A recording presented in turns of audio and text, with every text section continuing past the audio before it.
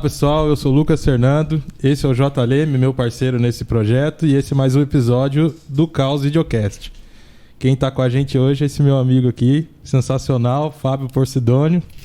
Bem-vindo, meu amigo. Prazer. Bem-vindo, Fábio. E a gente tá aqui hoje, cara, pra trocar uma ideia contigo, saber da sua história. Será um prazer. Investigar a sua vida, né, Reto? Vamos. Umas perguntas Vou deixar o cara bem capciosas. tranquilo. Fica sossegado. Vamos lá, Jota.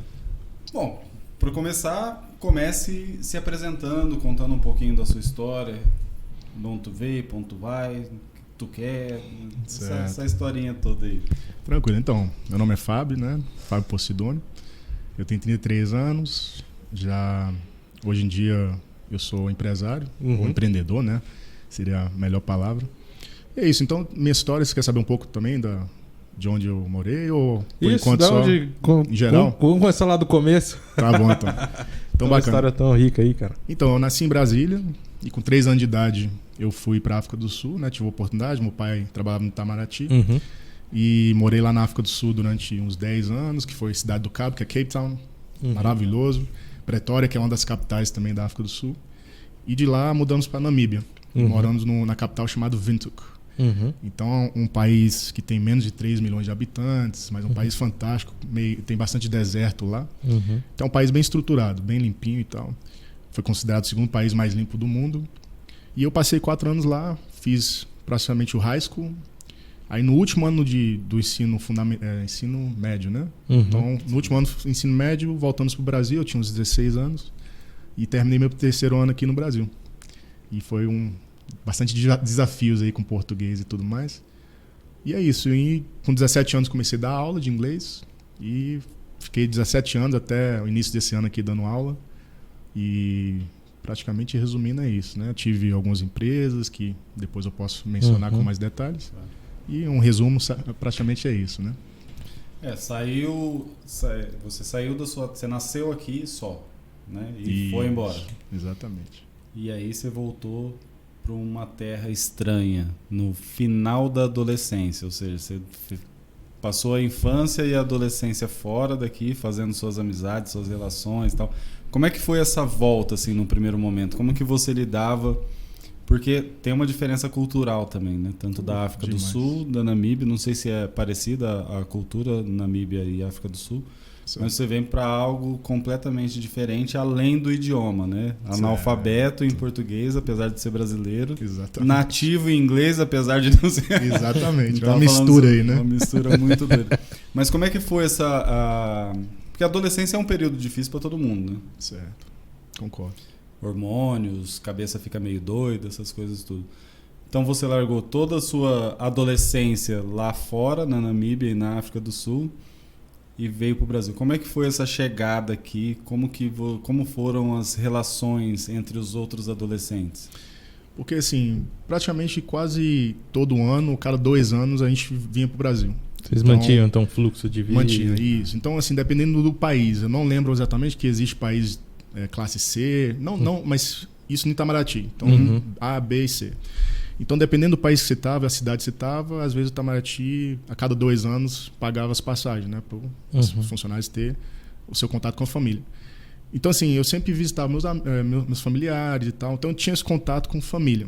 Agora, de um lado de mas você foi viver... para a escola, né? Isso. A escola não tinha Aí família. já foi... aí foi interessante, assim. Realmente foi um choque muito grande para eu e minha irmã. Porque a gente estava acostumado lá fora de comunicar em inglês, né? Então, assim, até às vezes as piadas, às vezes as gírias, né? A gente realmente tinha esse contato, até a cultura em si. Então, a gente adaptou a uma cultura, e a África do Sul, que você perguntou, a África do Sul e a Namíbia são parecidos, né? Porque, inclusive, a Namíbia é um dos países que praticamente tudo o que acontece na África do Sul influencia a Namíbia. Então, se o Rand lá, que é a moeda lá, baixar, também provavelmente vai baixar na Namíbia. Então, inclusive, eles aceitam dinheiro da África do Sul na Namíbia, mas não aceitam dinheiro da Namíbia na África do Sul. Então, eles têm muita influência em tudo, em mineração, etc. Então, assim, a cultura, o choque pra gente foi nisso. E no português também. E uma coisa que a gente não tem vestibular. também lá fora. Então, isso daí para mim foi um grande choque, porque eu já entrei no terceiro ano, não sabia ler direito. Final, não sabia escrever, falava errado, né? Aí a gente tem até temos uma expressão em inglês que a gente fala my ass, né? My ass. Aí eu chegava aqui falando minha bunda. Minha bunda, cara. Aí meu apelido na escola foi minha bunda. Exatamente. É um bom apelido para um adolescente, cara, né? Foi interessante. Aí, minha bunda, vem cá. Mas então essas coisas, né? Não conjugar às vezes, né? Às vezes chamar a cadeira de ele ou... Né? A cadeira, agora, ou cadeira. Ou cadeira, exatamente. Né? Então tudo isso aí foi um grande choque pra gente. E fazer amizade foi muito difícil também, porque minha irmã já chegou, ela já tinha terminado o ensino médio, então ela já foi para a faculdade. Eu acho que a faculdade é um pouco mais livre. Para ela, né? Foi mais fácil, entre aspas. Vamos dizer assim. Foi mais fácil. Ela demorou também um pouquinho, porque estava transferindo lá, então o currículo lá é diferente. Então ela levou, não sei, eu acho que foi 6 meses, 1 ano para poder iniciar a faculdade aqui. Então foi isso, assim, foi um grande choque, mas assim, consegui... Eu não posso falar que eu me adaptei tanto, eu acho que me adaptei mais quando eu virei adulto, né? Tá. Porque aí eu meio... Você se adapta à sua personalidade também àquele país. E eu sou uma pessoa, acredito eu, que eu sou um pouco flexível, então eu consigo adaptar o meio que eu tiver. Então, mas levou tempo, eu tive que descobrir quem eu era, o que eu gostava de fato, né? Então, às vezes, fazer coisas que não gostava tanto. Mas, enfim, é isso. Resumindo... Teve algum momento que você pirou assim, cara, eu quero ir embora? Várias vezes. Várias vezes. Porque também eu morava no Guará e estudava na Asa Sul. Então tinha que acordar, sei lá, uns 6 horas, 6h30 para pegar a escolar. Aí pegava a escolar, passava praticamente o dia todo na escola, depois tinha aulas extras, né? Então tinha dias que eu saía, pegava um ônibus da Asa Sul às 6 da noite. E naquela época também, uma coisa interessante, eu pensava que todos os ônibus paravam em todas as paradas. Eu pensei que era obrigação. Então eu já perdi muito ônibus. Eu via lá, Guará... Por que esse cara não parou aqui, velho? Que mala! Aí perdi, aí ficava mais meia hora, 40 minutos esperando um ônibus do Guará. Então, às vezes chegava em casa 8 horas da noite, entrava dentro de casa, não falava com ninguém, jogava a bolsa, porque já tava puto da vida, porque é uma realidade, né? Meu Deus do céu. Um adolescente, né, que já tem pouco conflito interno, fora do país que está acostumado, apesar de ser o país natal. Então, apesar de ser o país natal, era um país estranho para você, né? Isso é verdade, porque eu não tenho recordação daqui. Aqui. Você não lembrava, assim. 3 anos de idade. Não lembra, né? Lembro de momentos assim, talvez. Você lembra alguma outra visita, assim, que era coisa menos de um mês, você ficava aqui? Não. Aí o adolescente já é rebelde por si só. Junta todos esses perrengues, não fala a língua direito, não sabe ler a língua direito. Verdade. O ônibus é outro... Chega em casa, é claro que vai chutar a canela do pai e da mãe, né? Aí às vezes tem que estudar, tem que fazer tarefas, vai dormir. Aí praticamente você chega, dorme, já acorda, já tem que pegar de novo escolar. Né? Mas assim, isso era a atração principal da escola, né? Isso é outra coisa que é interessante. É bem interessante isso, porque lá a gente também estava acostumado... É interessante isso, porque na Namíbia e África do Sul o povo gosta muito de brasileiro. Né? A gente tem uma fama muito boa lá fora. De ser isso daqui, só para contextualizar para a galera, é as aventuras de um estrangeiro nativo. Estrangeiro nativo. Essa é boa. Você é um estrangeiro nativo. Essa é boa. Nasceu aqui, nativo. Mas era um estrangeiro porque voltou depois, então fica Native foreigner. Uau, nunca ouvi falar isso. Hein? É complexo. Acabei de inventar, eu vou registrar essa porra. Caramba, cara. Legal. Mas... Tava falando que você era a atração principal. Certo. Então, assim, lá fora o povo gostava muito de estrangeiro. E o país da Namíbia em si, não a África do Sul. A África do Sul não recordo tanto assim. Porque ainda é meio novo, né? Recordo, mas estou falando de amizades, nem tanto. Mas na Namíbia tinha muitos estrangeiros, então a gente tinha muitos amigos angolanos que falam português, tinha muitos amigos de Portugal que falam português, Moçambique também. Moçambique fala português. Perfeito. E tem outros países também. Não, mas para você na época, foda-se. Moçambique falar português. Mas é sempre bom quando você chega e você fala outra língua, aí você às vezes conversa com os amigos, às vezes você não quer que o outro entenda, aí que eu faço o inverso. Vocês mantinham uma rotina de falar em português em casa? Em casa... Tinha que falar português. Se estiver na mesa, meus pais sempre falaram isso. Ó, vamos almoçar, tomar café. Aqui é Brasil. E você e sua irmã? Até hoje, assim, inglês é a língua que a gente utiliza mais. Tá. É mais então, fácil expressar, né? Ou a gente mistura também, né? Então tem algumas expressões. Vira o samba do crioulo doido, pra quem tá ouvindo, né? O cara não tá falando nem inglês nem português. Na casa dele, né, com a irmã. Porque tem algumas expressões que não tem como traduzir, então a gente vai aproveitando as duas línguas, né, que a gente tem. Mas aí chega no Brasil, não tinha isso mais, que lá as pessoas, então brasileiro, tem 2 brasileiros na escola, né? E tem uma coisa cultural lá também, que eu posso explicar depois. não vou entrar em tanto detalhe agora, mas assim, lá é bem dividido entre skin color, né? Então, por exemplo, então lá é bem dividido, né? Muito dividido. Isso era uma coisa bem ruim também, mas... O preconceito, né? Preconceito. O preconceito, mas era bem dividido entre brancos e negros, né? Então tinha essa divisão. Dá um exemplo prático pra gente, assim. Você tava na escola, e aí? Como é que era? Tinha a sala dos brancos e a sala dos negros, mais ou menos isso. Quando a gente chegou na África do Sul, em 1990, era logo, acho que era um ano depois do Apartheid. Sim. Então assim, ainda existia aquela grande divisão. Ainda você via placas... Banco do Branco. Banco. Não, que banco? Agora eu perdi aqui. Banco do Branco. Banco do Branco. Okay. Então, bancos e banheiros, você ainda via placas ainda, essa divisão, né? Então, White era Bank, horrível. Black Bank. White Black Bank. Inglês. Tem que falar. Tá vendo como flui melhor as coisas? Mas, então, isso daí foi bem de cara. Eu e minha irmã sofremos racismo também na escola, né? Porque naquela época a gente estudava na escola branca, né? Porque... tinha acabado de terminar a Apartheid, então a qualidade das escolas ainda era inferior, né? Então praticamente foi... Se você estudar assim a Apartheid, foi horrível, né? Assim, que passaram, então os negros tinham que passear com passaporte, para entrar dentro das cidades eles tinham que ter um passaporte para entrar. Então a história da Apartheid é bem pesado. Mas praticamente resumindo é isso, né? Então tinha essa grande divisão que sofremos um pouco racismo também. Você via muito assim na escola, um grupo dos brancos, um grupo dos negros, e lá eles chamam de colored. Então colored seria pardo, né? Então, e os colored antigamente era classificado como pessoas indianas. Eu acho que, se não me engano, também pessoas asiáticas também enquadrava nisso, né? Que você fala como assim, mas então era bem doido essa divisão. Não dá pra chamar os caras de yellow, né? Não. Mas não tinha. Era bem junta bem com os outros ali, né? Mas então, aí foi isso. Então, vindo pra cá, realmente... Aí você pergunta, vocês eram o centro da atenção na escola? Não. A gente era apenas mais um, né? Mais um e com grande dificuldade de interagir. Porque também a escola que eu estudava era uma escola assim... Quando eu migrei pra outra escola... Posso falar o nome aí? Pode. Então, quando eu estudei na Maxwell nem existe mais. Nem existe mais? Maxwell fechou em 2019, acredito. Uau. Então, quando eu estudei no INEI, era classe média alta. Então essa divisão assim, é bem mais difícil interagir. Quando eu mudei pro Maxwell, para mim foi mais tranquilo, porque eu sempre estava acostumado com essas amizades mais leves. Então talvez a gente tem as culturas de Brasília, né, de status, isso você vê desde a criança, na adolescente. Então isso eu nunca me enquadrei muito bem nisso, por isso também minha dificuldade de uma fazer era amizades. mais formalzinha e tal, e a outra era mais informal. Era mais formal, aí era mais depende do tranquilo que seus pais fazem e escola de a roupa bairro, que você usa, né? Então, apesar de ter um uniforme, então dependia muito dos tênis que você usava. Eu nunca gostei muito disso. Então, na Namíbia, para mim, foi muito livre. Eu tive muitos amigos, inclusive, que tinham dinheiro, mas a maioria deles era bem humilde. Mas na Namíbia tinha essa divisão também? Social, assim, muito... Porque... Dos coloridos e os monocromáticos?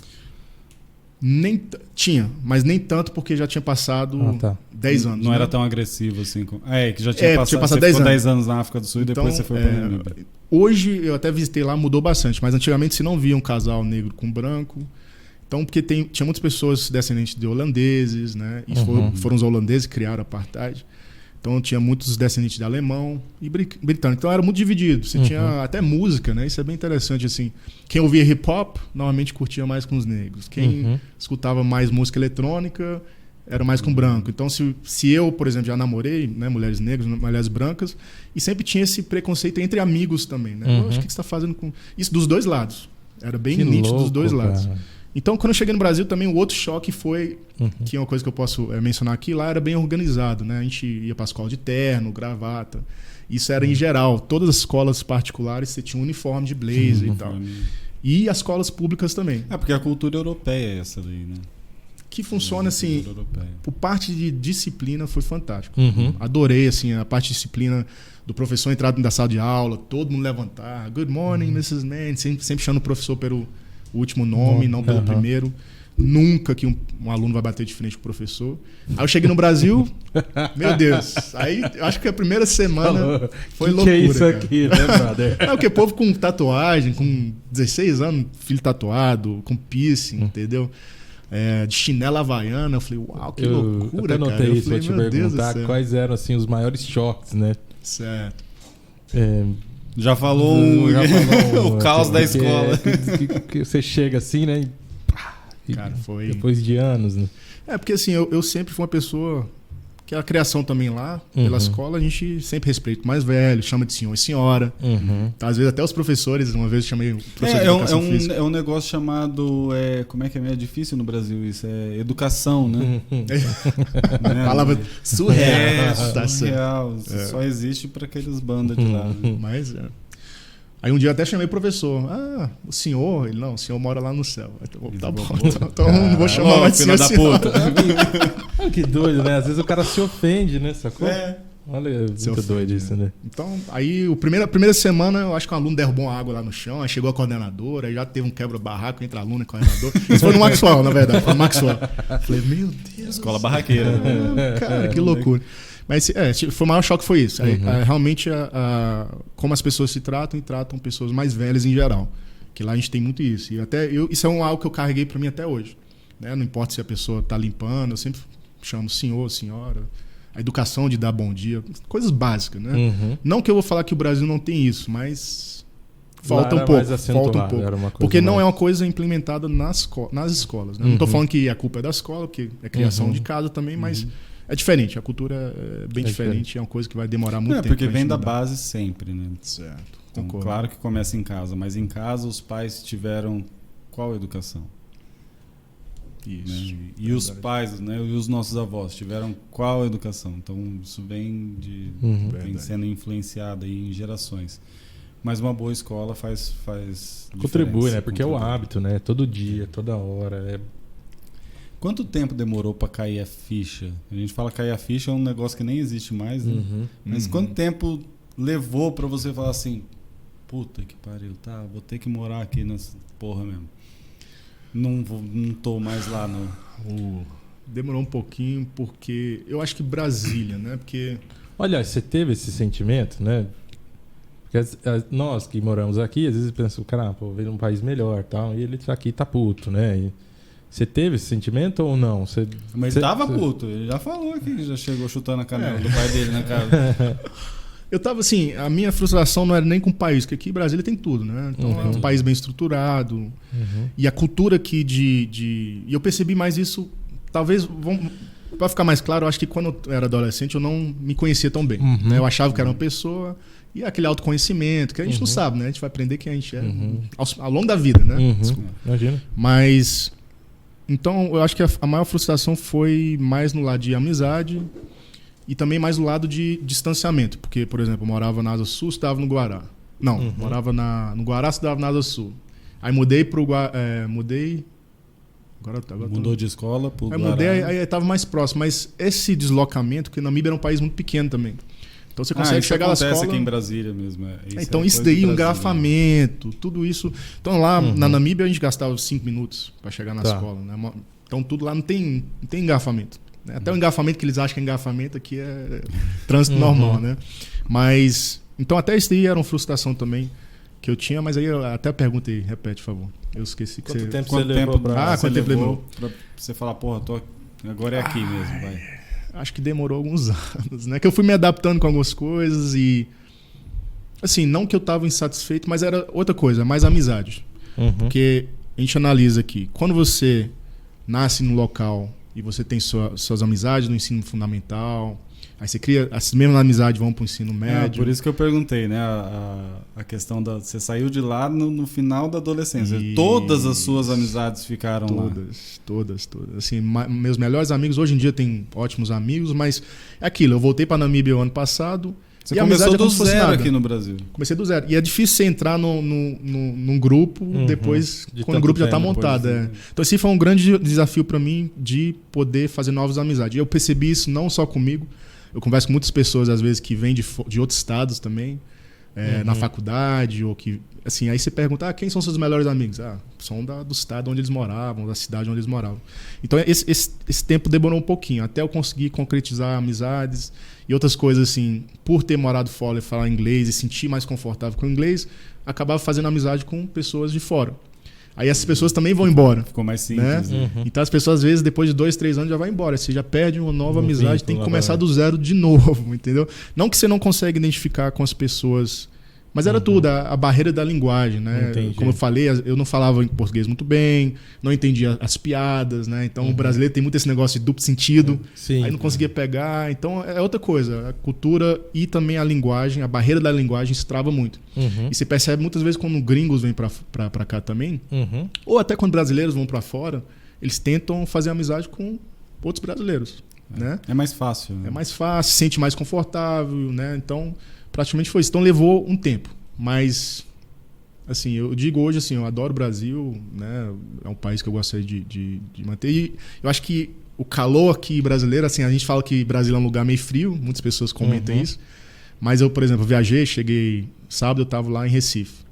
Então, o povo lá fantástico, bem educado, né? Eles falam que não tem roubo lá também. Não em Recife, mas dentro do Porto de Galinhas, etc.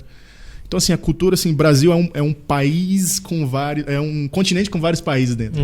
Né? Brasília é um pouco diferente, o povo fala que é mais frio, mas Ainda Brasília tem... é bem mais caloroso do que Namíbia e África do Sul. Então, isso aí faz muita falta. Eu gosto muito desse calor humano que a gente tem aqui no país. Sabe uma coisa interessante? Eu observei que, assim, os meus amigos aqui de Brasília, a maioria, eles são de outros estados. É de fora.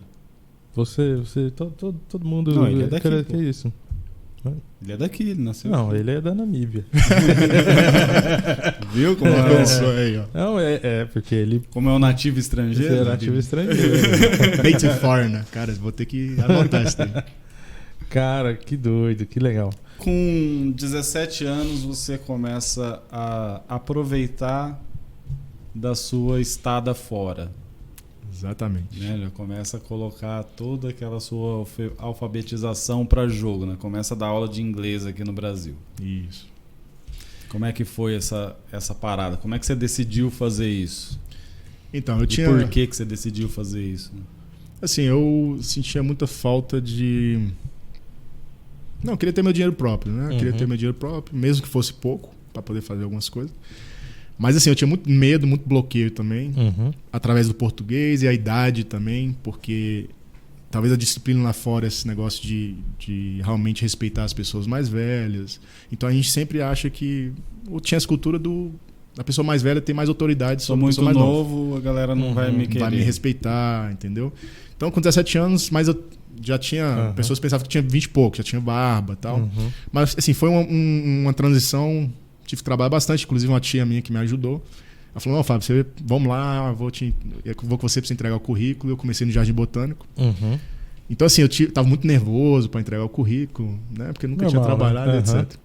Mas, assim, a primeira aula, depois do treinamento, primeira aula, aí eu só usava roupa preta para ninguém ver que eu tava transpirando, né? Então, que eu transpirava pra caramba.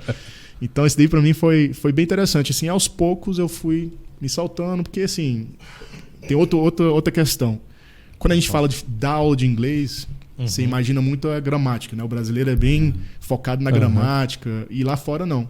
Quando você pega os gringos, isso eu conversei com donos de escola, muitos gringos que vêm, eles vão fazer entrevista, aí o dono me pergunta, faz uma frase utilizando presente perfeito, né? Present perfect. E o gringo não vai saber. Porque lá fora você foca na gramática, mas não é o principal. Então, quando eu cheguei aqui, eu não sabia o que... Eu sabia utilizar. Você sabe utilizar, sabe escrever tudo bonitinho, mas você não sabe o que é presente perfeito, verbo infinitivo... Em português tem pouca variação, né? Demais, E eu não sabia fazer as conjugações, que em inglês é mais simples, né? Então, isso também era um bloqueio meu, em termos de não conhecer tanto a gramática e ficar com medo de não saber responder, né? E responder as perguntas dos alunos. Então, foi uma transição meio estranha, né? Mas eu continuei, push through, né? A gente fala, né? Então, eu continuei e...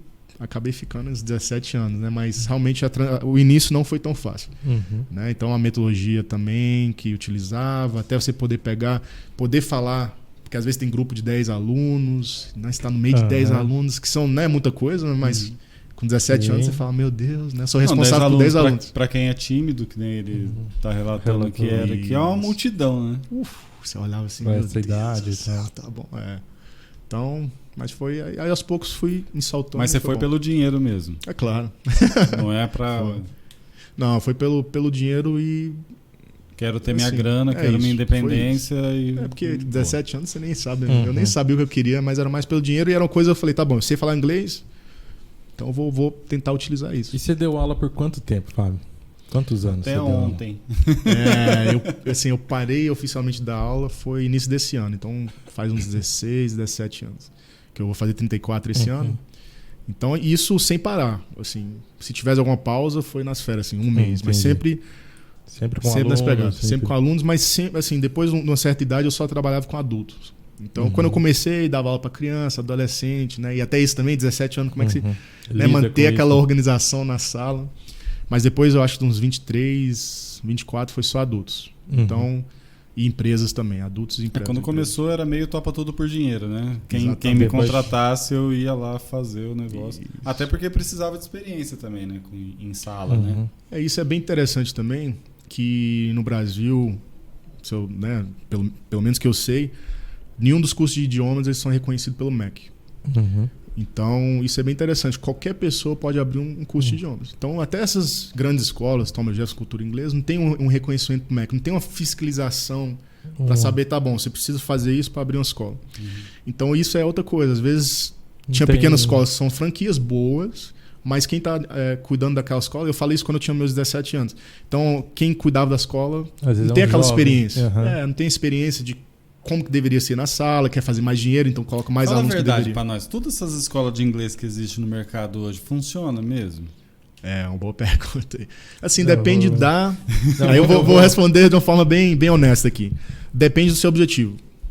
Porque isso é o grande problema, né? Algumas pessoas querem só fazer fazer uma apresentação... Do trabalho. Bacana. Então existe, às vezes, uma metodologia, um curso que vai ajudar nisso. Algumas pessoas querem fazer uma prova, né? Por exemplo, IELTS ou TOEFL. Então eles precisam mais da escrita e da leitura. Então tem algumas escolas que é mais focada nisso. Eu posso falar assim, não existe uma escola hoje no mercado que atende todas as necessidades, então, na minha opinião. Em geral, aquelas turmas, 10 alunos, geralmente esses objetivos não são coordenados e aí começa a confusão. Quanto mais alunos, mais difícil. Vou refazer a pergunta. Você com esse tempo todo dando aula de inglês, assim, cara... Um elemento você falou que é o objetivo, né? Quais são os elementos assim primordiais assim para a aula funcionar e rolar um resultado para o aluno, cara? Bacana. Pro cara que está assistindo agora, como que ele deve... Na sua visão, assim, porque eu imagino que você deva começar a aula com, sei lá, um grupo menor ou particular, e você deve olhar para o aluno e observar nas primeiras aulas, você deve falar, esse aí vai rolar. Cara, esse aqui, meu amigo. Jogar ele 2 links para trás, né? Praticamente isso. Quais são esses elementos? O que, na sua experiência, você acha que faz a diferença para o cara avançar no aprendizado? Bacana. Primeiramente, eu acho que é o nivelamento. Falta muito isso aqui no Brasil, porque as escolas, franquias ou não, porque tem muitas escolas. No Brasil tem, acho que nunca vi tanta escola de inglês igual no Brasil. Então, de franquias e também de pessoas que abriram por conta própria. Mas sim, o nivelamento falta muito. Porque a pessoa às vezes tem que pagar aqueles... né, tem que pagar suas contas, aluguel e tal. Especialmente quando é franquia, são valores altos. Então eles querem botar vários alunos na sala. Quanto mais, melhor. Né? Tem escolas que trabalham com 20 alunos. Né? Então, primeiramente, o nivelamento. Isso não acontece em muitas escolas. Né? Você está falando que quando a turma é grande, você acaba colocando um que está um pouco mais avançado, um que está menos, aí não fica uniforme. Tá. Então, aí até existe hoje, eles criaram nova metodologia que fala assim, tá bom, quanto mais bagunçado tiver, melhor. Porque aí a pessoa vai seguir o passo. Isso não existe, né? Pra mim, na minha opinião... As pessoas iam se autoajustar. O que sabe menos ia dar uma corrida, o outro ia dar uma... Mas é impossível. Mas não tem jeito. Quem é avançado até ele vai estar atrapalhado. Né, quem tem menos... Um vai atrapalhar o outro. Né? Um vai atrapalhar o outro, em geral. Se frustrar, a aula não atende, aquela coisa. Então, isso foi a primeira coisa, nivelamento. Segundo, eu vejo assim, grupos grandes. Porque você precisa ter um tempo de qualidade com cada aluno. Então, você precisa fazer perguntas, fazer as correções adequadas de uma forma adequada também. Isso não existe em grandes grupos. É como se fosse uma faculdade. O professor vai falar, escrever no quadro. Cada um se vira para aprender. Então, assim, talvez você pode até aprender um pouco a escrita e a leitura, mas a fala vai ficar faltando. Então, quantas pessoas seriam interessantes num grupo, assim, numa sala de aula? Assim, que não perde a qualidade e que fica bacana. Eu sempre gostei de trabalhar com, primeiramente, VIPs, né? Ou 2 alunos. Máximo, eu vejo assim, 4, 5 já estourando. Porque algumas pessoas... estuda bastante, outros não estudam, então começa nivelado, depois você vê 6 meses já perdeu de novo. Aí você tem que fazer aquele trabalho com aquela pessoa para poder chegar naquele nível. Então, Eu diria assim, sempre gostei de trabalhar com entre 2 a 4. Eu acho que é um... Se o cara quer aprender mesmo. Se o cara quer aprender mesmo. Então aí, galera, vocês estão assistindo. Você quer aprender inglês? Salas de 2 a 4. Você não quer aprender? Vai para essas escolas que tem 40 alunos na sala. Eu acho que é... Mas fica bem dividido assim, né? Você gostou da divisão? A didática. Olha, a pedagogia tá excelente. Suavidade. Deixar você na recepção de uma escola de inglês ia ser lá. Meu Deus do céu. Mas você quer aprender mesmo ou não? Você quer aprender, eu te jogo ali na sala de 4. Você não quer na sala de... Te jogo na sala de 4 ficou meio esquisito também, né? A pedagogia tá refinada. Oh, my Deus. Cara, então, e agora você falou uma coisa interessante, né? Aquilo que você falou, cada aluno tem um ritmo de vida, né? Sei lá, eu tenho agora filho pequeno de 8 meses em casa. Se eu tivesse com o Jota que já tá com os filhos grandes, provavelmente ele ia estudar mais que eu. Então é natural que daqui a 6 meses a um determinado tempo a gente vai ter que fazer um renivelamento e provavelmente eu não vou conseguir mais fazer aula com ele, né? É bem difícil fazer isso, né? Porque... Mas seria o ideal, né? Seria o ideal, mas não vai acontecer, até pelo o aluno não vai aceitar. Tá, já pagou 6 meses, eu falei, mas como é que você me deixou chegar até aqui, né? Entendi. E eu já trabalhei em escolas que, quando eu era mais novo, que no último livro a pessoa não sabia fazer uma frase simples. Por quê? Ia só Ela empurrando, né? Fica com medo de voltar, porque a pessoa fala, não aceito, aí não quer perder aquele aluno e continua. Então, assim, tem muito isso. Eu acho que o trabalho, quando o grupo é menor, é mais fácil você fazer esse realinhamento. E né? trazendo todo mundo mais ou menos próximo. Aulas extras, fazer uma aula específica, tá, né, focado para aquele aluno. Entendeu? Utilizar o outro aluno para ajudar também. Por isso que é que interessante. Também vai aumentar o nível de aprendizado do cara que está ajudando, demais. Não só do que está sendo ajudado. É aquela velha história, né? Você aprende aqueles níveis, não lembro, mas leitura, aí quando você ensina, você aprende mais. Então, na verdade, o outro aluno está ensinando o outro também. Eu acho isso interessante. Então você falou de nivelamento, evitar grandes grupos. Tem mais coisas assim que... Eu acho que depende muito da metodologia. Isso é fundamental. Você pode ter um excelente professor com uma metodologia ruim e um material ruim. Por isso que eu falei que depende muito do objetivo da pessoa. Tá. Então não tem como você aprender muita fala se vai usar livros muito tradicionais do mercado, que é o mais comum. Com gramática e tal. Exatamente. Porque não estimula muita fala. Só se o professor já tiver conhecimento e conseguir criar frase. Porque tem isso também. Muitos professores dão aula baseado no que tem lá. Ele vai seguir o roteiro, né? Agora, quando você dá aula há muitos anos, você acaba criando muitas perguntas e fica uma coisa mais livre, né? Porque você consegue atingir realmente, conhecendo o seu aluno, a história dele, você traz para a realidade dele e você consegue trazer perguntas que vai estimular esse aprendizado, coisas que vão fixar mais na realidade dele. Então depende muito da metodologia. Sem a metodologia, grupos grandes, aí é bem mais demorado. Isso é parte da base também, né? Porque assim, nós vimos aqui que a escola ela também se preocupa com a quantidade de alunos porque ela quer ganhar dinheiro, né? Tem. E a maioria dos professores também estão lá porque precisam ganhar dinheiro. Nem sempre porque curtem aquilo que está fazendo. Então, verdade. Eu vou dar o que está no livro aqui. O cara não se preocupa em criar perguntas, criar situações para a galera aprender. Então fica meio... Começa da base, eu falei, porque esse dado que ele falou para a gente é muito importante. A escola ela não precisa ser reconhecida pelo MEC. Regulamentação, né? Não tem regulamentação. Cada um faz então, sua regra e toca o barco. Foda-se. Entendeu? Aí você que está procurando uma escola de inglês, é você que tem que ir pesquisar mesmo para saber qual que é mais sério, qual que é o método que funciona, tá? Tudo esses dados que ele está dando aqui. Agora sim, você falou aí, são características da organização do aprendizado, né? Que é desse pacote, seja com a escola ou com o professor, que é o nivelamento de quem você vai agrupar, né? Evitar grandes grupos, grupos menores. Agora, quando a gente olha pro aluno, o indivíduo, o que você acha que é o que são características individuais que ajudam o cara a avançar ou não? É dedicação de tempo ou não? Certo. O que você acha que no comportamento do aluno facilita ou dificulta o aprendizado da língua? Interessante. E antes de responder esse daí, eu vou só fazer uma observação em termos de... que é uma coisa que também influencia, que eu acabei de esquecer. Acabei esquecendo aqui. Porque outra coisa também é a qualificação do professor. Tá. Então, assim, às vezes você chega na escola onde existe, isso caso que eu já tive em escolas assim, onde o aluno fala melhor do que o coordenador. Isso existe Né? Às vezes tem alunos que falam melhor que o próprio professor.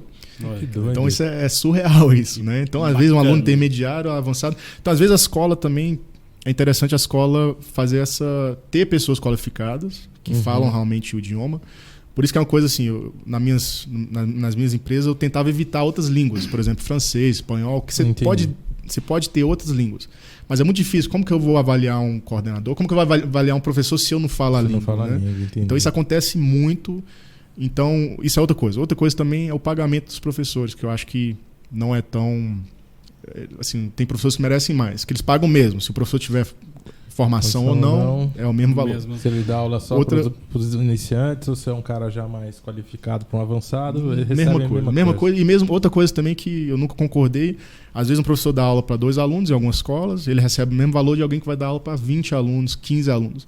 Aí o professor com 15 alunos tem que corrigir dever de 15 alunos e outro. Então assim, sempre tinha essa briga assim. A aula é igual. Mesma coisa. Depende da complexidade. Talvez tenha alguma escola que mas assim, no modo geral, normalmente é a mesma coisa. Achei legal esse dado que ele falou, né? O aluno fala melhor que o professor. Então o cara começa pagando o curso e 6 meses depois ele está contratado pela escola já ganhando. Cara, vem dar aula. Mas olha só, a gente fala aí de cursos de graduação, de pós-graduação. Já dei aula em graduação, cara, assim, de ter escola que você não consegue terminar a ementa, cara. Você, assim, você vai ajustando, porque assim, a galera não acompanha, você vai tendo que... Isso em português, né? Agora, imagina se você estivesse dando curso em inglês. E numa instituição que é avaliada pelo MEC, que tem toda a regulamentação e tudo mais. Tem os gaps aí. Assim, imagina numa escola que é curso livre, né? É curso livre. Curso livre. Mas agora respondendo a pergunta sobre o aluno, né? Então, realmente... Depende muito do aluno também. Eu acho que 50-50. Eles falam que até menos. Assim. Eu acho que é mais a dedicação do aluno comparado ao professor. Eu já trabalhei com professores que nunca estudaram em curso de idiomas, nunca moraram fora e falam inglês muito bem.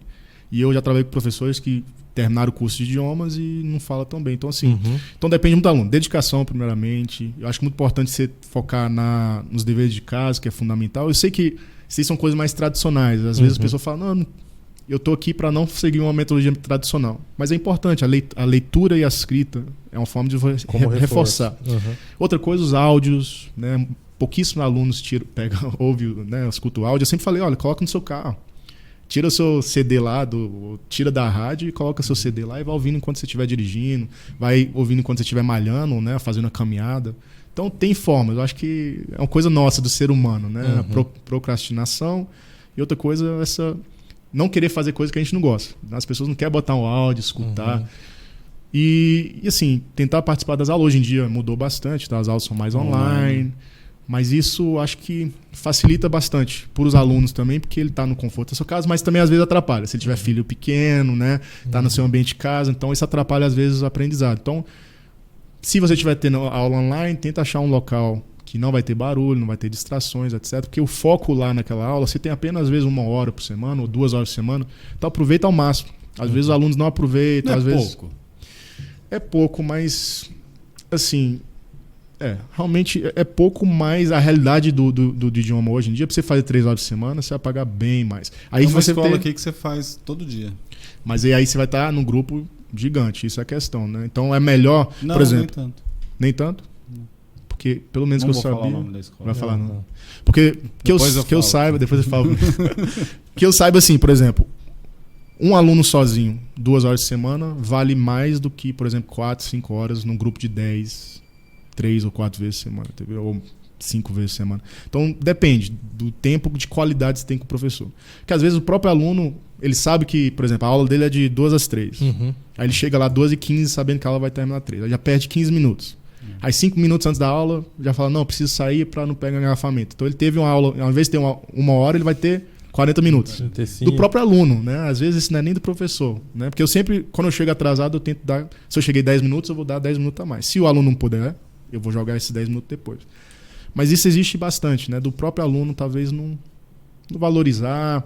Muitas vezes também porque a empresa paga. Então depende, né? E adolescente porque os pais pagam, eles não querem estar lá. Então essa realidade é uma coisa entre adultos, crianças e adolescentes. Então primeiro o cara tem que querer e se comprometer com isso. Acho que é a primeira regra. Perfeito. Você acha que hoje, como as coisas estão por conta da internet, a gente tem muito acesso a coisas já na língua inglesa Você percebe um aumento do interesse, por exemplo, dos adolescentes em aprender ou não, para acompanhar as coisas de fora ou não? Você está há muitos anos dando aula. Você acha que o perfil do aluno mudou nesses anos? Assim, hoje tem mais interesse ou não? O aluno tem mais interesse de aprender e falar inglês, mas não tem não tem interesse de estudar. Isso é um negócio, né? Por isso que assim, se a metodologia for muito engessada, vai perder o cara. Vai perder. O adulto também, que é chato. Você sai do trabalho... Todo mundo quer uma mágica.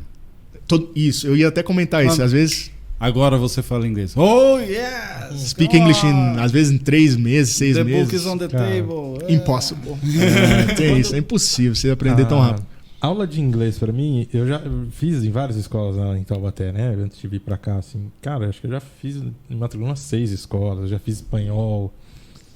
E quando eu cheguei em Brasília, eu não cheguei a fazer aula em escola. Daí eu comecei com um professor particular. Até antes de fazer aula contigo. E aí que começou a virar pra mim, porque... Na aula particular, né? Na particular. Com o outro professor, o Glauco, era sozinho. Depois com o Fábio era eu e o Samuel, né? Certo. Puta, um cara brother, tranquilo, tava mais ou menos... Ele falava melhor que eu, mas eu ia ali correndo atrás. Ia no embalo. Isso. Mas, cara, a diferença pra mim, a virada, foi quando o Fábio chegou... Primeira aula com o Fábio, ele falou assim, cara, conta pra mim como é que foi a semana aqui do seu trabalho.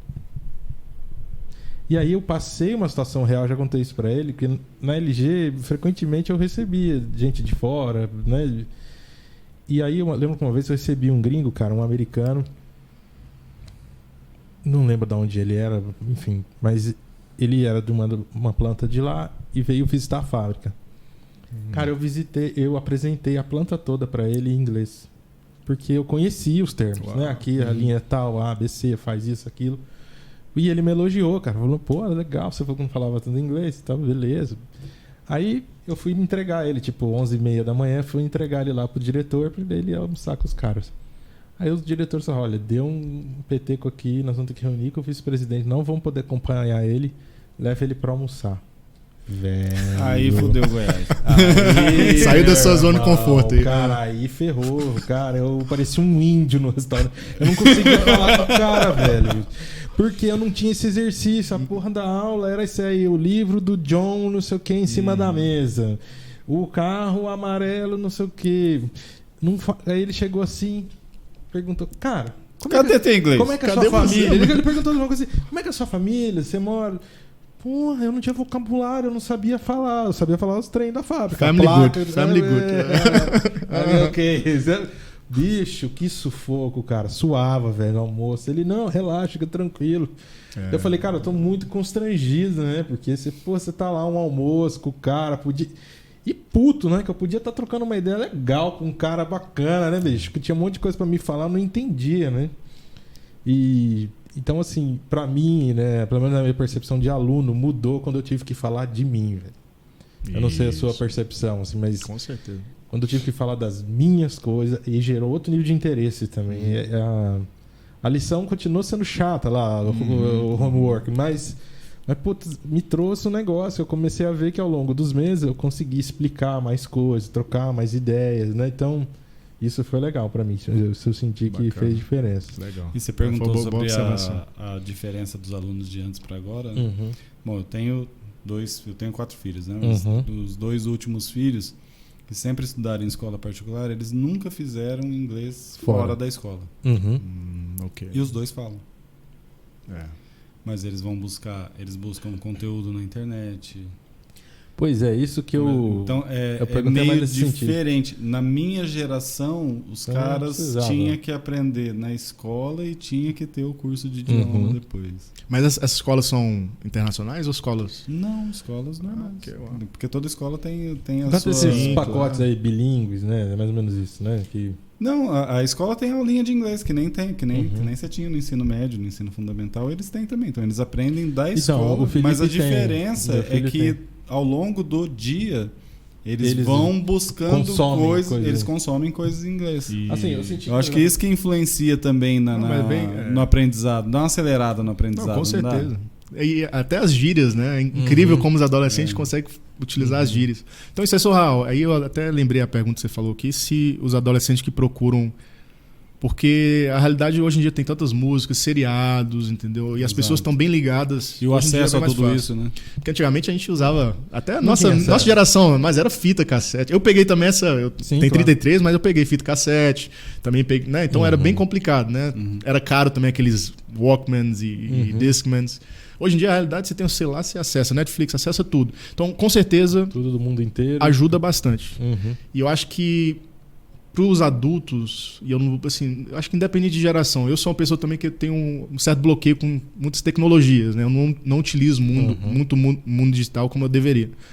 Mas por isso que eu acho que talvez os adultos tenham mais dificuldade hoje, porque os adolescentes utilizam tudo que surgir, eles estão lá, estão assistindo TikTok, estão assistindo, né, tá no Instagram, então isso ajuda bastante, com certeza. Agora, e isso é inglês, para mim aprender inglês não é a gramática. E normalmente as escolas hoje focam muito na gramática. Porque eles aprendem mais, que é uma coisa mais livre, igual você explicou agora, de você falar sobre sua realidade, não é aquela coisa engessada, né? Tá bom, eu vou botar o do, é um verbo auxiliar, né? Então depois, né, tem que ter um to antes do verbo infinitivo, porque é um verbo, entendeu? Então isso confunde muito a cabeça do aluno, o aluno começa a pensar, eu. É tanta coisa para ele guardar que ele fala, foda-se, não vou fazer esse negócio. Exatamente. Então, aí começa a responder só ok, yes, no, ok. Então essa confiança, falta de confiança. Mas foi bem interessante você falar, Lucas, que essa é a realidade mesmo, né? Porque quando você fala sobre sua realidade, mas isso é outra coisa, tentar sair da zona do conforto. Então você falou em inglês mais técnico. Você levou ele lá, sabia tudo sobre a fábrica, tal. Ele não fazia muitas perguntas, talvez, e se fazia, você conhecia. Mas assim, quando você está fora da sua zona de conforto, você trabalha com outros idiomas, outras expressões, você trabalha com outras estruturas, né? Porque temos muitas estruturas. E existe também o inglês britânico, o inglês americano, até o inglês australiano, o inglês utilizado na África do Sul, são coisas diferentes. Às vezes, entendeu? Às vezes você corta certas perguntas. Tal. Muito legal ele falar isso. Na época eu estava fazendo aula com o Fábio, a Mariana, as primas delas moraram na Austrália, tem uma que ainda mora por muitos anos e tal. Cara, e a prima dela veio com um namorado, um australiano. E eu tava fazendo aula com o Fábio, assim, a gente falava mais de 1 hora em inglês, né? E muitas vezes dos nossos encontros trocava ideia em inglês, óbvio que não se compara, mas assim, tava rolando, né? Você entendiam ali. Chegou, né? E eu falei, caramba, vamos ver. Vamos trocar uma ideia aí. Meu brother. Eu falava assim, cara, que é isso que eu nunca ouvi essa língua? Porque é outro sotaque, é outro tudo, velho. E aí rolou o seguinte, o cara, como não era todo mundo que falava, porque a Fabiola falava, né, quer ver com ele, mas ela queria trocar ideia com a família, tava com saudade, era X anos sem vir, né? Largou o cara. O cara ficou largado, coitado. Aí eu chegava no churrasco, ele botava a cadeirinha do lado e falava, puta merda, assim. Mas inglês australiano, meu amigo. Às vezes, por exemplo, entrevistas, até eu, assim, porque meu sócio é da Irlanda também, a gente fica olhando, oxe, o que o cara falou?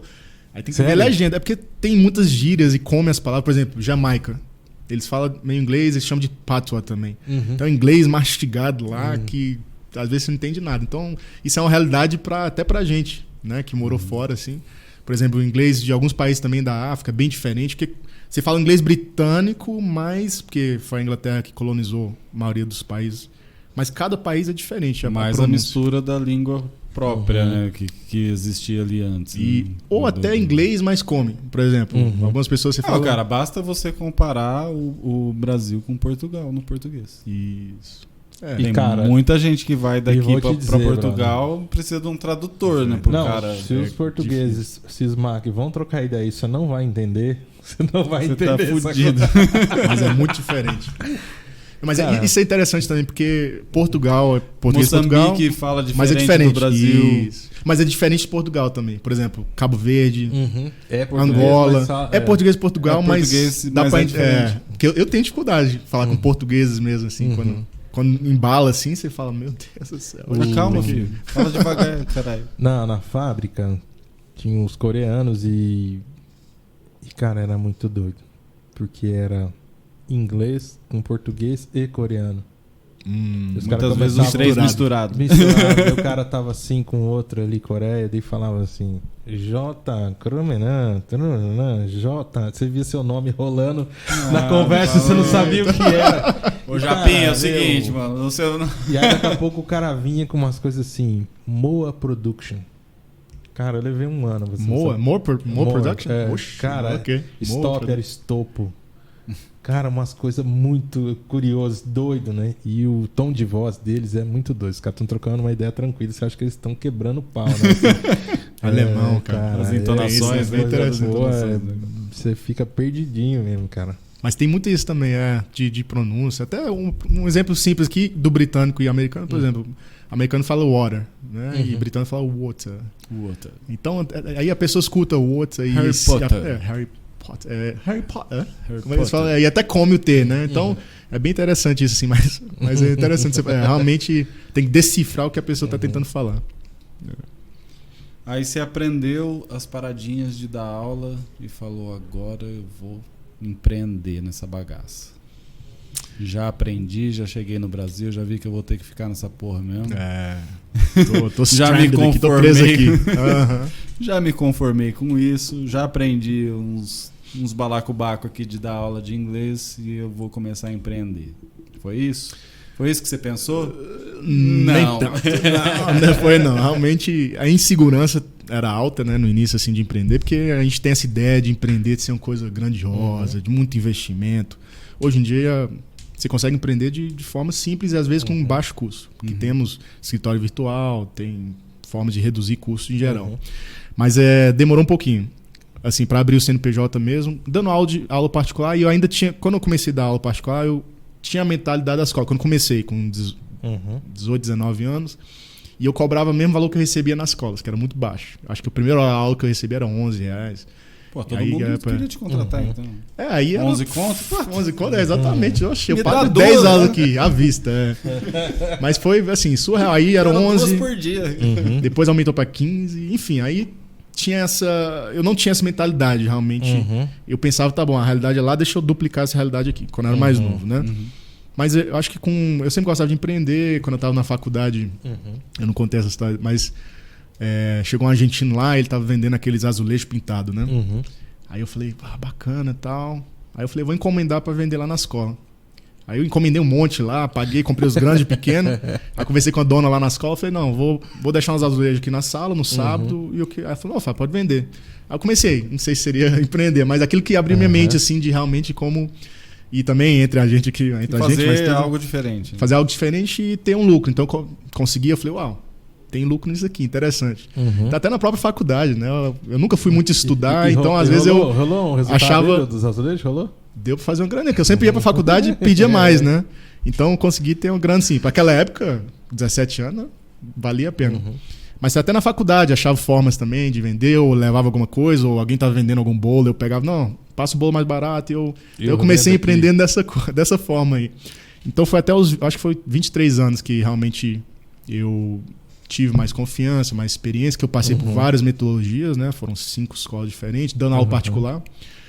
Aí eu decidi ter uma pequena franquia. Não era um CNPJ ainda, mas era mais na área comercial. Então vendia cursos e recebia uma comissão por isso. Então aquilo começou a abrir minha mente, né? De como tratar o cliente, como abordar empresas, né? Que é diferente, né?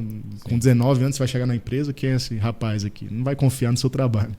Mas aí com 23 anos, então às vezes abordava com terno, né, gravata, então isso ajuda também, né? Hoje em dia não tem tanto isso, mas tem que chegar apresentável, eu acredito. Aí foi com 23 anos, aí comecei a fazer isso até uns 25. Aí eu decidi, não, eu quero ter meu primeiro CNPJ, que no início foi, de novo, dupliquei, né? Eu falei, né, como é que é uma escola? Tem que ter assistente, coordenador, 3 professores, às vezes sem aluno, né? Toda essa estrutura. E aí realmente que eu vi as grandes dificuldades de como é empreender na prática, né? Porque a teoria é maravilhosa. Você vai pensar, vou estar faturando, daqui 3 anos eu vou comprar meu Mercedes, né? Então, isso não é a realidade que a gente vê. Então, mas foi isso. Então, aí que eu comecei a empreender, aí nunca larguei. Desde 2013... abri o primeiro CNPJ e hoje eu sempre tento, assim, outra coisa interessante, eu nunca trabalhei num escritório. Eu nunca trabalhei das 8 às 6, nunca. Desde 17 anos sempre fui horista. Que algumas escolas você tinha a opção de ser mensalista ou horista. Eu sempre escolhi horista. Às vezes você recebia menos, mas você recebia mais por hora. Porque tinha escolas na época, até hoje, que você trabalha às vezes 8 horas por dia, você ganha menos que salário mínimo. Isso existe até hoje. Então tem escolas de grande nome no mercado que ainda segue esse modelo. Mas eu sempre preferi hora-aula.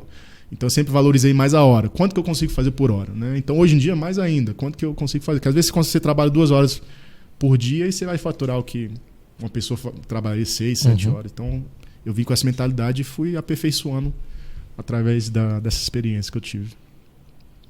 E a primeira empresa que você montou foi uma escola? A primeira empresa que eu montei foi uma escola chamada Prime Fluency Idiomas. E foi uma experiência muito boa também. Assim, eu consegui atingir vários... Só que no início, por ter começado... Se eu tivesse começado, como as pessoas falaram, Fábio, abre um e-mail. Vai devagar. Vai devagar. Eu falei, não, eu tô preparado. Oxa, tanta experiência de inglês. Aqui, exatamente. Oxa, eu assisti um curso de Sebrae aqui, eu tô preparado. Então isso, assim, realmente eu vi o que é... Porque você pensa isso, você fala, só por ser um professor de inglês não significa que você é um empreendedor. Você consegue administrar. Só por ser um cozinheiro não significa que você vai poder ter um restaurante. Então isso daí não era muito claro na minha mente, mas foi uma excelente experiência. Hoje eu penso assim, tudo que eu perdi naqueles primeiro ano e meio, é como se eu fosse investir numa faculdade. Né? Eu pensei, hoje eu tenho essa mentalidade, é como se eu tivesse investido, né? Esse fracasso acabou trazendo lições. Mas foi maravilhoso, daí eu nunca parei, eu só fui aperfeiçoando, entendendo melhor, achando formas de reduzir o custo. E hoje, sendo bem sincero com você, eu não vejo mais vantagem para mim, para os negócios que eu tenho, de ter espaço físico, até devido à pandemia, né? Quantos lugares estão fechados? Então hoje tem como você fazer tudo online e, se for necessário, usar um coworking.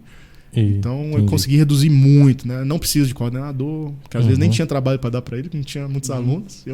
Então fui aprendendo, mas quebrei a cara no início e foi bem interessante. Esse lance de você colocar a pele em jogo até para aprender, né? Certo. Se não fosse desse jeito, como é que você ia aprender? Com certeza. Explica É, aí. não tinha como. Não tinha como. Cara, assim, você falou uma coisa legal, né? Porque você é um bom professor, você necessariamente será um bom empreendedor, né? Um proprietário de escola e tal. E eu percebo isso às vezes nos meus clientes também. Às vezes o cara tem um negócio que está funcionando, ele está rodando, daí ele começa a querer dar uma estruturada, né? E às vezes nem entende por que ele quer estruturar, e aí começa a burocratizar demais o negócio, e aí acaba o foco não é mais o serviço, o produto, o cliente, passa a ser a organização interna, e buscando sempre perseguir naquele conceito da empresa do livro, né? Que é a empresa quadradinha, bonitinha, com organograma, tudo tal. Pensando nisso, assim, cara, quais foram os maiores tropeços, assim? Você lembra em coisas assim que você fala, cara, puta, isso aqui foi um puta de um vacilo. Eu lembro claramente, assim, tá bem que você pode dividir com a gente? Porque acho que tem um monte de gente que sonha, né? Abrir uma empresa. E a gente sempre... Não, e uns que já abriram e estão se fudendo agora. Antes da pandemia. E o sonho, né, cara? Sei lá, eu fiz Senai, meu pai é instrutor, então na minha casa sempre falou essa troça da qualidade, da organização. Então, assim, o sonho é você ter uma empresa que tem o escritório, que tem bonitinho, que tem o organograma, que as pessoas vão usar um uniforme, um crachá, e você... E, cara, e às vezes o negócio não é nada disso, né? O negócio é mais simples, é mais enxuto, né, e tal. E aí, o que você pode contar pra gente excelente disso aí, cara? Excelente essa pergunta e essa observação. Que isso eu vi muitas pessoas também, grandes empresários, durante a pandemia. Né? E tem empresários até na Namíbia, quando eu fui o ano passado, tinha um grande empresário que ele abriu uma boate, restaurante, um mês antes de entrar na pandemia. Nossa. E é uma pessoa muito conhecida lá e tal. Então, excelente pergunta. Eu acho que, assim, eu lembro dos tropeços, tá bem claro, assim, na minha mente. Então, assim, a primeira coisa foi esse negócio de que, querendo ou não, a gente quer agradar os outros. Isso é a verdade. A gente não quer agradar a gente quer ter esse uniforme e tal para agradar os outros e ter uma imagem assim, uau, Fábio abriu empresa. A imagem do empresário e da empresa. Então, e a gente... Isso aí foi o meu grande erro, de querer... Porque, primeiramente, comparar com a empresa que é franquia, né? Não tem como... Entendeu? Então, eu não precisava. Eu comecei a fazer mais dinheiro quando eu saí desse modelo e comecei a dar mais aula particular.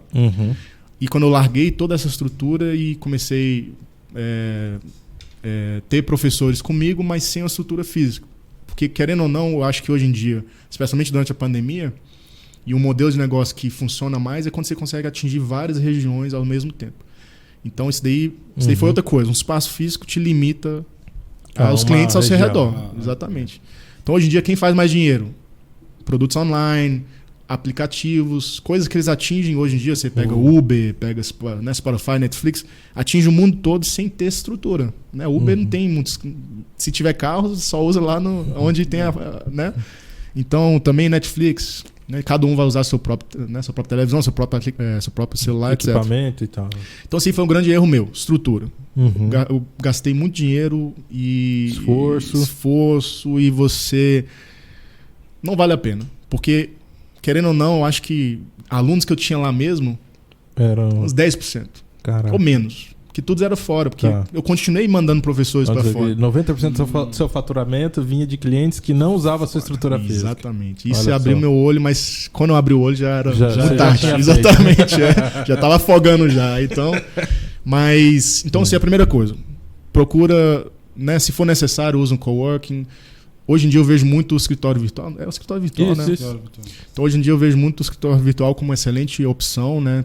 Por exemplo, quem não saiba, o escritório virtual você consegue registrar sua empresa lá, você vai receber suas correspondências, tem um endereço. Tem até empresas que oferecem alguém para atender o telefone com o nome da sua empresa. Sim. E às vezes, antigamente era muito caro. Hoje em dia você consegue por 200, 250, até menos. E ainda às vezes te dá 1 hora por mês, 2 horas para usar o espaço deles. Então imagina, R$250, tem um espaço fixo, receber essa correspondência, ainda tem alguém atendendo o telefone com você. Imbatível. Quanto você gastaria para alugar a estrutura e contratar alguém, um assistente para estar lá? Mobiliário e tudo mais. Então isso daí foi o primeiro erro foi esse. Segundo, não ter equipe. Por exemplo, é melhor você, obviamente, depende do seu ramo, né? Você vai abrir um hospital, você tem que contratar pessoas e tal. Mas nesse ramo aqui, às vezes você precisa do professor e alguém para administrar. Então eu tinha essa ideia assim, quando eu primeiro abri, eu falei, não, eu vou ser apenas administrador e eu vou precisar de pessoas com coordenação, a pessoa para atender o telefone e os professores. E querendo ou não, de início, às vezes é necessário você fazer outras coisas. E isso no início, eu não tinha dinheiro nem para pagar alguém para limpar. Então eu limpava a própria escola também, porque não sobrava dinheiro. Então, assim, a dica que eu vou dar para as pessoas é, primeiramente, abre seu MEI. Tem um grande benefício, assim. E eu não abri o MEI, outra coisa também, eu falei, não, quero ser um grande empresário, deixa eu abrir direto, já abri um ME, que é um modelo acima do MEI. Assim, né? Então já tem que ter contador, tem que pagar imposto, etc. Então eu fiz tudo errado no início, né? Mas assim, a dica que eu daria é, abre seu MEI, porque hoje em dia você consegue faturar, se não me engano, até 6.750 por mês e 80 mil por ano, se não me engano. Você já vai ter seu CNPJ, né? Outra coisa, você não vai pagar imposto sobre esse faturamento. Então, por exemplo, quem recebe 5 mil por mês com carteira assinada paga muito mais imposto que um MEI. Então, assim, o que eu faria se eu voltasse no tempo e fosse mais jovem, eu falaria, tá bom, esquece de status, primeiramente, esquece de agradar os outros e faz uma coisa assim... Pé no chão. Step by step, né? Pé no chão, porque você vai chegar naquele nível de teu escritório. Ou talvez você nem vai querer mais, que nem vai precisar. Talvez você até supere... evolua o seu negócio sem precisar de toda essa... porque vai sobrar mais lucro, você vai poder fazer, né, investir em outras áreas. Porque outra coisa também, é muito ruim você trabalhar e não receber. Porque muitas vezes, assim, eu pagava o professor e isso... Teve momentos, paga o professor e você vê o professor recebe muito mais, 2, 3 vezes mais que você. Você fala, meu Deus do céu, né? Começa a desmotivar, né? Então... No fim, você paga ele vai embora e você ainda vai lá lavar o banheiro da escola, limpar a bagunça que ficou. Surreal, isso é. Mas foi muito bom, assim, a experiência fantástica. Eu não trocaria por nada, eu voltaria de novo, só que faria diferente. Mas assim, se eu pudesse. Mas empreender, para mim, é uma paixão. Eu gosto demais de ter esse contato com as pessoas. E você teve outras coisas também, além de escola, né? Sim. Umas roupitas que você vendia, umas moda africana e tal. Conta sobre como é que você pulou da escola de inglês para isso, ou foi junto, foi ao mesmo tempo? É um grande pulo, né? De dois ramos totalmente diferentes. Mas então, eu sempre gostei de vender, mas eu nunca, assim, entrando nessa área aqui de vendas, né? Antes de responder a sua pergunta, o povo tem muito trauma de vendas. O povo vem assim, não sei se vocês conhecem Alfredo Rocha. Já viu? Sim, eu conheço. Ele tem um vídeo chamado Campeão de Vendas. Isso. E é surreal o vídeo dele, né? Das antigas, assim, é bem legal. Cara, muito bom. E ele falou, muitas pessoas tinham essa ideia, assim, se você não for nada da vida, você é vendedor. Né? Tem essa ideia. Então, assim, eu comecei a ver que a venda, assim, eu identifiquei a venda com vender serviços, ideias, e eu consegui mudar, assim, realmente separar as coisas, que a gente vê venda só de produtos. Mas eu consegui ver a venda do serviço, a venda de uma ideia. Então, quando eu entendi esse conceito, podemos dizer, não sei, aí que eu comecei a ver que tinha outras oportunidades no mercado, porque eu sempre gostei de estar com clientes, né? Estar com clientes, oferecer algo. Então, assim, aí eu percebi que eu gostava da escola não apenas pelo inglês, mas pela venda, de poder vender uma ideia, né? Então, sempre gostei de venda, eu percebi que eu gostava disso. Mas aí, eu não sei, eu vi uma oportunidade, foi um antigo sócio que me abordou, na época que eu tinha essa primeira empresa e tal, e esse sócio meu era do Senegal, Mohamed. Aí ele me abordou e falou, Fábio, eu tô com a empresa aqui, streetwear, e a ideia dele é bem legal, ele que fazia os próprios desenhos e tudo mais. Ele falou, eu tô precisando de um sócio, e na época ele falou assim, se você investir tal, você vai ter tal porcentagem. Eu falei, se eu fazer um investimento pequeno, eu vou ter pro resto da vida? Ele falou assim. E na época ele tinha vários... eu falei, oxe, eu falei, cara, não sei, cara, não tá entendendo. Mas aí foi interessante. Aí eu acabei aceitando, os outros sócios acabaram saindo, a gente abriu uma empresa mesmo, CNPJ, foi o segundo que eu tive. Só que não deu muito certo, mas o legal foi que abrimos essa empresa e isso abriu minha mente para a área de vestiário, né? Vestuário. Então abriu minha mente para essa área do streetwear, que eu sempre gostei, né? Então streetwear, né? Boné e tal. Então assim, não deu certo aquele negócio, porque os dois acabaram de sair, um sócio era do Senegal, outro sócio era da Angola. Então em pouco tempo, acho que 2 meses depois, 3 meses, o sócio da Angola já voltou para Angola. E uns 5 meses depois, o sócio do Senegal voltou para o Senegal. Então eu acabei ficando com o CNPJ. Mas a gente não abriu nada, não abrimos estrutura nem nada, só investimos em produtos, né? Mas eu falei, vixe, então vocês os caras sumiram. Produtos de lá ou não? Faziam aí, aqui? Isso que é interessante. Não, porque isso aí não era a empresa da roupa africana que eu vou explicar depois. Mas foi bom porque abrimos um fornecedor em Florianópolis. Então lá a qualidade é muito boa do tecido e tal, né? Então, aquela estrutura que eu tive, acho que foi em 2015, essa empresa abriu portas para mim para outros negócios depois, entendeu? Assim, outras oportunidades. Porque, enfim, não deu certo, mas deu certo. Porque aí eu acabei ficando com fornecedor, eu acabei tendo essa experiência de conhecimento do mercado. Exatamente. Não que eu faturei muito. Essa daí foi uma empresa que... Mas abriu a sua cabeça com relação àquilo que você tinha capacidade de fazer, gostava, e com o mercado em si do que teve lucro. Sim, não, com certeza. Essas são as oportunidades, né? Isso. Exatamente. Eu percebi Nem que... sempre o ganho é só financeiro, né? Você tem o ganho intelectual, você tem o ganho da experiência. Às vezes também o ganho financeiro, tipo assim, se você estiver fazendo uma coisa que você não gosta, é doloroso. É doloroso. Sim. Eu tive experiência assim que... Mas acho que... Então, Jota, uma coisa que foi bem interessante é que abriu minha mente para ser um empreendedor. De pequeno porte, mas para ser um empreendedor. Porque eu percebi que, tá bom, eu gosto de empreender, não importa o quê. Entendeu? Obviamente tem limites, tem coisa que a gente não gosta, né? Mas eu percebi que eu gostei de empreender, eu gostei de abrir estruturas, não estruturas assim, gostei de realmente iniciar o projeto, de ver... Desenhar os negócios. Desenhar, perfeito. Então abri muito minha mente para isso, eu vi que é possível você ter um CNPJ, e isso é uma estratégia que eu uso hoje. Hoje, quando eu abro a empresa, eu coloco várias atividades lá dentro. Então a minha escola de inglês hoje, que é a Unite, eu preparei tudo, eu falei com meu sócio, tá bom, não que a gente chegou a fazer isso, mas... Tinha época que a gente tinha muitos alunos e tal. A gente não chegou em outros ramos além do inglês nesse CNPJ, mas eu preparei para vender camisetas com frases de inglês, que a gente tem uma ideia depois. Atividades aí, outras atividades. Treinamento. Perfeito. Então, hoje em dia, assim, o legal do CNPJ, do MEI ou não, é que você pode ser várias coisas dentro de um CNPJ só. A hora que você está montando o seu CNPJ no KNAI, lá você coloca o que você quiser. Lá. Perfeito. Você pode colocar várias áreas. Então, você vê, por exemplo, um exemplo que é bem superior, mas, por exemplo, Amazon, tantos de ramos que eles têm, hoje o cara quer até ir para a lua, né? Então, você vê que ele tem streaming, que, né, compete com Netflix. Então, ele usou o mesmo nome e criou vários ramos. E a grande dificuldade que eu tinha antes, assim, um dos erros que eu fiz no início foi pensar que cada ramo eu tinha que abrir um novo CNPJ. Eu tinha essa mentalidade, né? Então, vamos abrir um novo CNPJ. Obviamente, era necessário. Era necessário porque eu trazia outro sócio e eu não ia botar no meu CNPJ principal. Mas hoje em dia eu tento fazer dessa forma, abrir várias oportunidades com produtos, com serviços, num CNPJ só. Isso me ajudou bastante. Isso também é uma dica para quem estiver abrindo, não focar apenas naquilo que... Com a pandemia, por exemplo. As coisas vão mudar, né? Então, às vezes, você abrir um negócio só, Aí você faz uma alteração contratual, muda o ramo, mas usa o mesmo nome. Todo aquele marketing que você fez, toda a propaganda, você vai mudar o seu ramo. É ruim? Pode ser que sim, mas pelo menos você não precisa começar do zero de novo. Fazer um novo marketing, criar um novo Instagram, novas redes sociais, etc. Você vai aproveitar a sua base e simplesmente mudar o que você quer fazer. Então é praticamente isso. Um camaleão. Camaleão, yes. Cara, nessa parte de vendas, o que eu acho que isso... acho que assim, como você falou, tem uma banalização das vendas, né? Não fazer nada, então eu vou vender e tal. Mas é difícil quem vende... Quem domina isso, né? Por exemplo, eu sou um cara tímido, eu tenho dificuldade, não é meu perfil, né? Certo. E cara, o que você acha que são as sacadas, assim, os pontos importantes no processo de venda, que você de repente olha para o mercado e vê que a galera dá uma patinada, né? O que você acha que assim é o eixo assim para vender, cara? Precisa disso, daquilo que certo. Não sei se são passos, como é que você enxerga o processo de vender alguma coisa para alguém? Isso é bem interessante.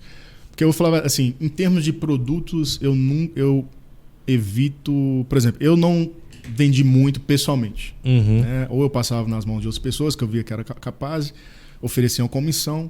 Então, eu como vendedor, eu vejo que falta um pouco. Eu não gosto de... Por exemplo, não sou vendedor de porta a porta, né?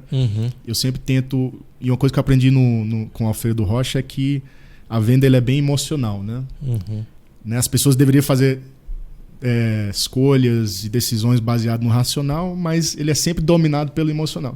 Então, às vezes você vai pagar 5 mil, 6 mil no celular, ao invés de pagar o seu aluguel e comprar roupas, etc. Né? Isso acontece demais. Então, a venda ele é muito emocional. Então, isso seria a dica. Por exemplo, ser tímido ou não importa tanto se o que você oferecer toca no emocional da pessoa, no sentimento que ele precisa naquele momento. E quando eu falo emocional, depende muito do que a pessoa está procurando. Às vezes a pessoa quer emagrecer, então você vai trazer um produto que vai ajudar aquela pessoa. Que a pessoa tem que ver, a venda tem que estar ligada sempre ao benefício da pessoa. Isso é o grande erro. As pessoas querem empurrar vendas para o público errado.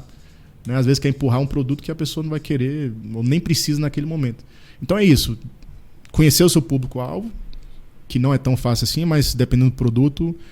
Então, emagrecimento, você pode abordar academias, entendeu? Então, é ter produtos de boa qualidade.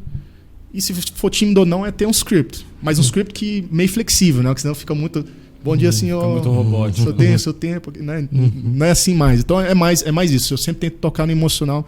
Isso para tudo. Serviço. Por exemplo, quando eu vou apresentar em inglês, fechar um contrato, primeiramente, outra coisa que eu aprendi é ouvir. Porque às vezes a gente já vai vendendo, né? De cara. Então, senhor, tem um produto aqui? Não.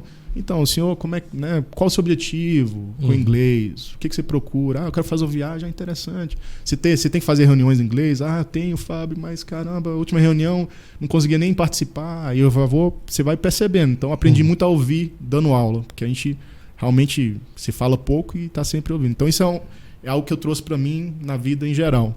Então, isso me ajudou muito. Conhecer o que a pessoa precisa, ouvir realmente, porque você vai usar isso para argumentar aquela venda do serviço ou produto e tocar no emocional, assim, realmente saber o que a pessoa está precisando, né, naquele momento. Às vezes uma viagem, né?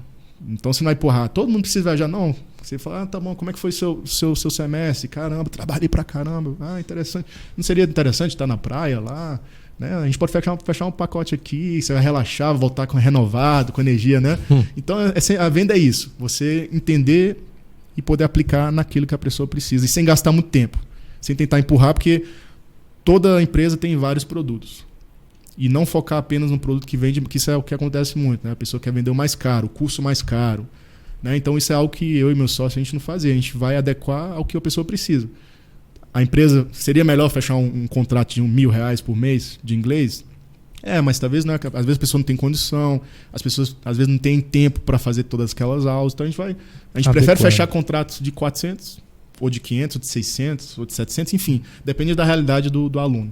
Então, assim, a dica que eu daria é isso, né? Realmente ouvir conhecer legal melhor e adaptar ali e conhecer o seu produto também, isso, e o seu serviço bem, né? Porque a gente sabe o que funciona e o que não funciona. Então, assim, obviamente, toda empresa, querendo ou não, às vezes não sabe, né? Se todo mundo soubesse aquilo que funciona e que não funciona, já tá. Mas é verdade, pensando bem. Às vezes a gente pensa que sabe, que é pior ainda. Às vezes a gente pensa que sabe. Verdade. Aí a gente vai tentar fazer a parada, toma uma pancada e... então eu não sabia. Foi o seu caso para montar a empresa, né? Pensei que eu era o topzão. Daqui um ano vou ter uma franquia em cada esquina aí de Brasil. Não tinha nenhuma. Mas é interessante assim que você falou, mas uma outra coisa também é conhecer os benefícios e não só a teoria, né? Por que eu falo isso? Porque às vezes a gente precisa entender que às vezes é melhor vender 10 pacotes, vamos falar curso, vamos falar que consultoria, né? Às vezes é melhor vender 10 pacotes mais barato que focar em um cliente só, 2. Que você vai perder aquele cliente e você vai perder uma grande fatura. Então isso é uma coisa que eu aprendi muito no marketing multinível, né? O marketing de relacionamentos. É melhor ganhar 1% de 100 pessoas do que ganhar 100% de uma pessoa. Porque você vai perder 10 e vai continuar com 90. Então você vai perder você perdeu tudo. Então as pessoas já crescem o olho assim, uau, a pessoa vai pagar X e vou poder pagar todos os meus contos. Mas se você perder ele, já era. Então é isso, a venda é focar, eu gosto muito de focar em produtos de baixo custo. Hoje em dia eu não gosto de trabalhar com coisas muito caras. Valor agregado alto. Isso, então eu tento criar pacotes com valor mais acessível. Às vezes é um pouco caro para algumas pessoas, mas é algo que vai vender mais, vai ter mais rotatividade, que o negócio é isso, é rotatividade, dinheiro está entrando. Então, eu acho que seria isso. Não sei se responde tudo. Se claro. E a moda africana? Então... Você já tinha a experiência dos teus amigos do Senegal, tal, já tinha o contato com a empresa lá, mas esse negócio de moda africana é outra história, né? A moda africana é outra empresa que já estava conceituada aqui, mas... Porque com o Mohamed... Também, né? Não tinha um espaço físico, mas era uma empresa, na época, era referência em Brasília, que o nome da empresa é Africanos. Então, Africanos foi fundada por a Romissa, que ela é do Sudão, e o René de Camarões. Então, a empresa já participaram do Capital Fashion Week. Você teve sócio brasileiro já? Tem. É um irlandês, outro é verdade. Tem um sócio brasileiro, sim, que é o Bruno, que é um CNPJ nosso que, por enquanto, devido à pandemia, a gente teve que pausar. O nome é Cardiff e ele é brasileiro. Um grande amigo meu aí que eu levei essa parte do streetwear, do vestimento, usei mesmo. E isso aí, abrimos essa empresa aí. Que está em stand-by. Está em stand-by. A pandemia, infelizmente, não conseguimos voltar ainda. Mas, os voltando... Os africanos, como é que chama? Africanos. Africanos, Que tem um U depois no final. É escrito um pouco diferente. É AFRIKANUS. Africanos. Então, Africanos... quem quiser também ver o Instagram aí, que eu não faço mais parte da empresa, mas tem o René. Existe ainda, isso. Eu não faço parte, mas eu tava conversando com o que fez você entrar e o que fez você sair. Então, beleza, vamos lá. Um pouquinho a pergunta, né? Bacana. Então, assim, a empresa era fantástica, qualidade de produtos fantástica, então importava tecido africano, fazia vestidos, blazers, blusas, entendeu? Participava de desfiles de moda. Então participaram do Capital Fashion Week. Capital Fashion Week, se eu não me engano, era o maior evento de modas que tinha em Brasília, né? Então eles desfilaram, realmente era uma referência naquela época para roupas africanas. Então assim, foi bem bacana a experiência lá, eu gosto demais da Romissa e do René. Mas o que me fez entrar foi... Eu vi potencial de crescimento, era a área que eu gosto demais de investimento africano, adoro a cultura, né, a música, cada país tem uma particularidade fantástica. Então o que me atraiu foi isso. Eu vi uma oportunidade, fiz uma proposta. E por que eu saí?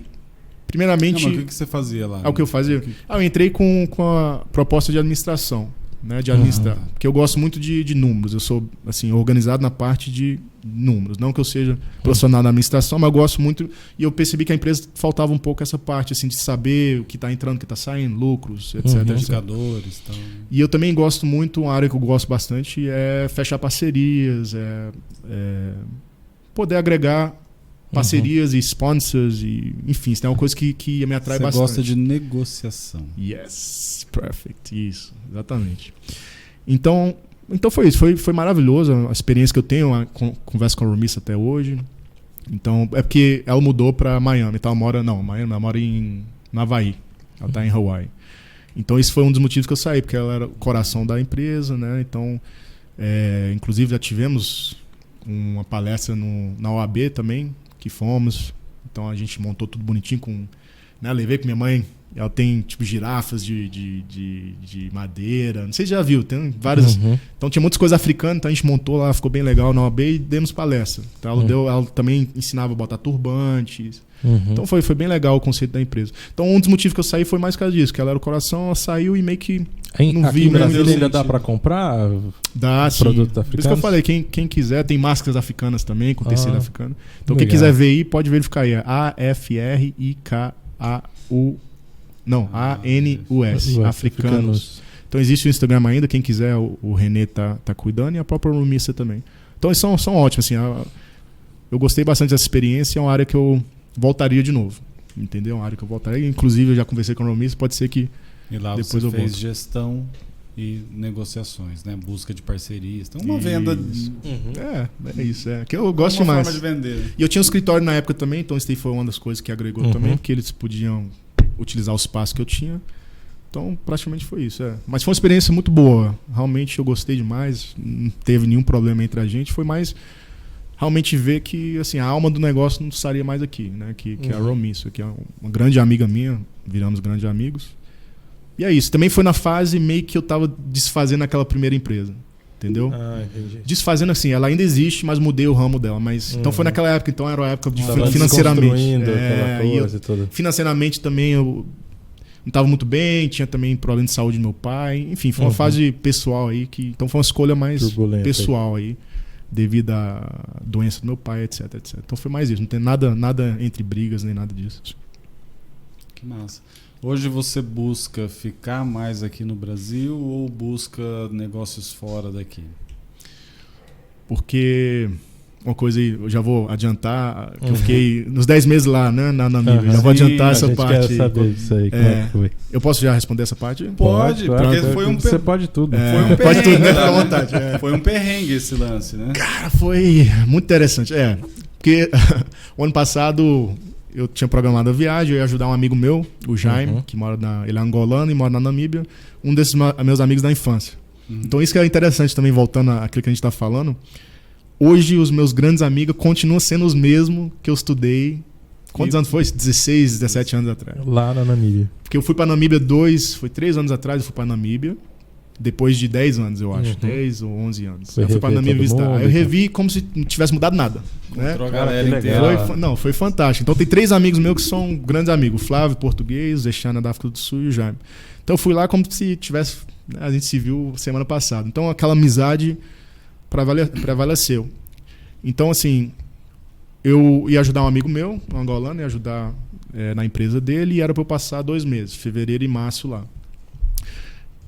Aí, assim, eu viajei final de fevereiro, foi dia 27, cheguei dia 28, se eu não me engano. Aí o mundo fechou. Aí o mundo fechou, mas fechou depois. Mas eu cheguei lá e já passei mal. Eu acho que já tava com Covid. Cheguei no primeiro dia, já passei mal, febre.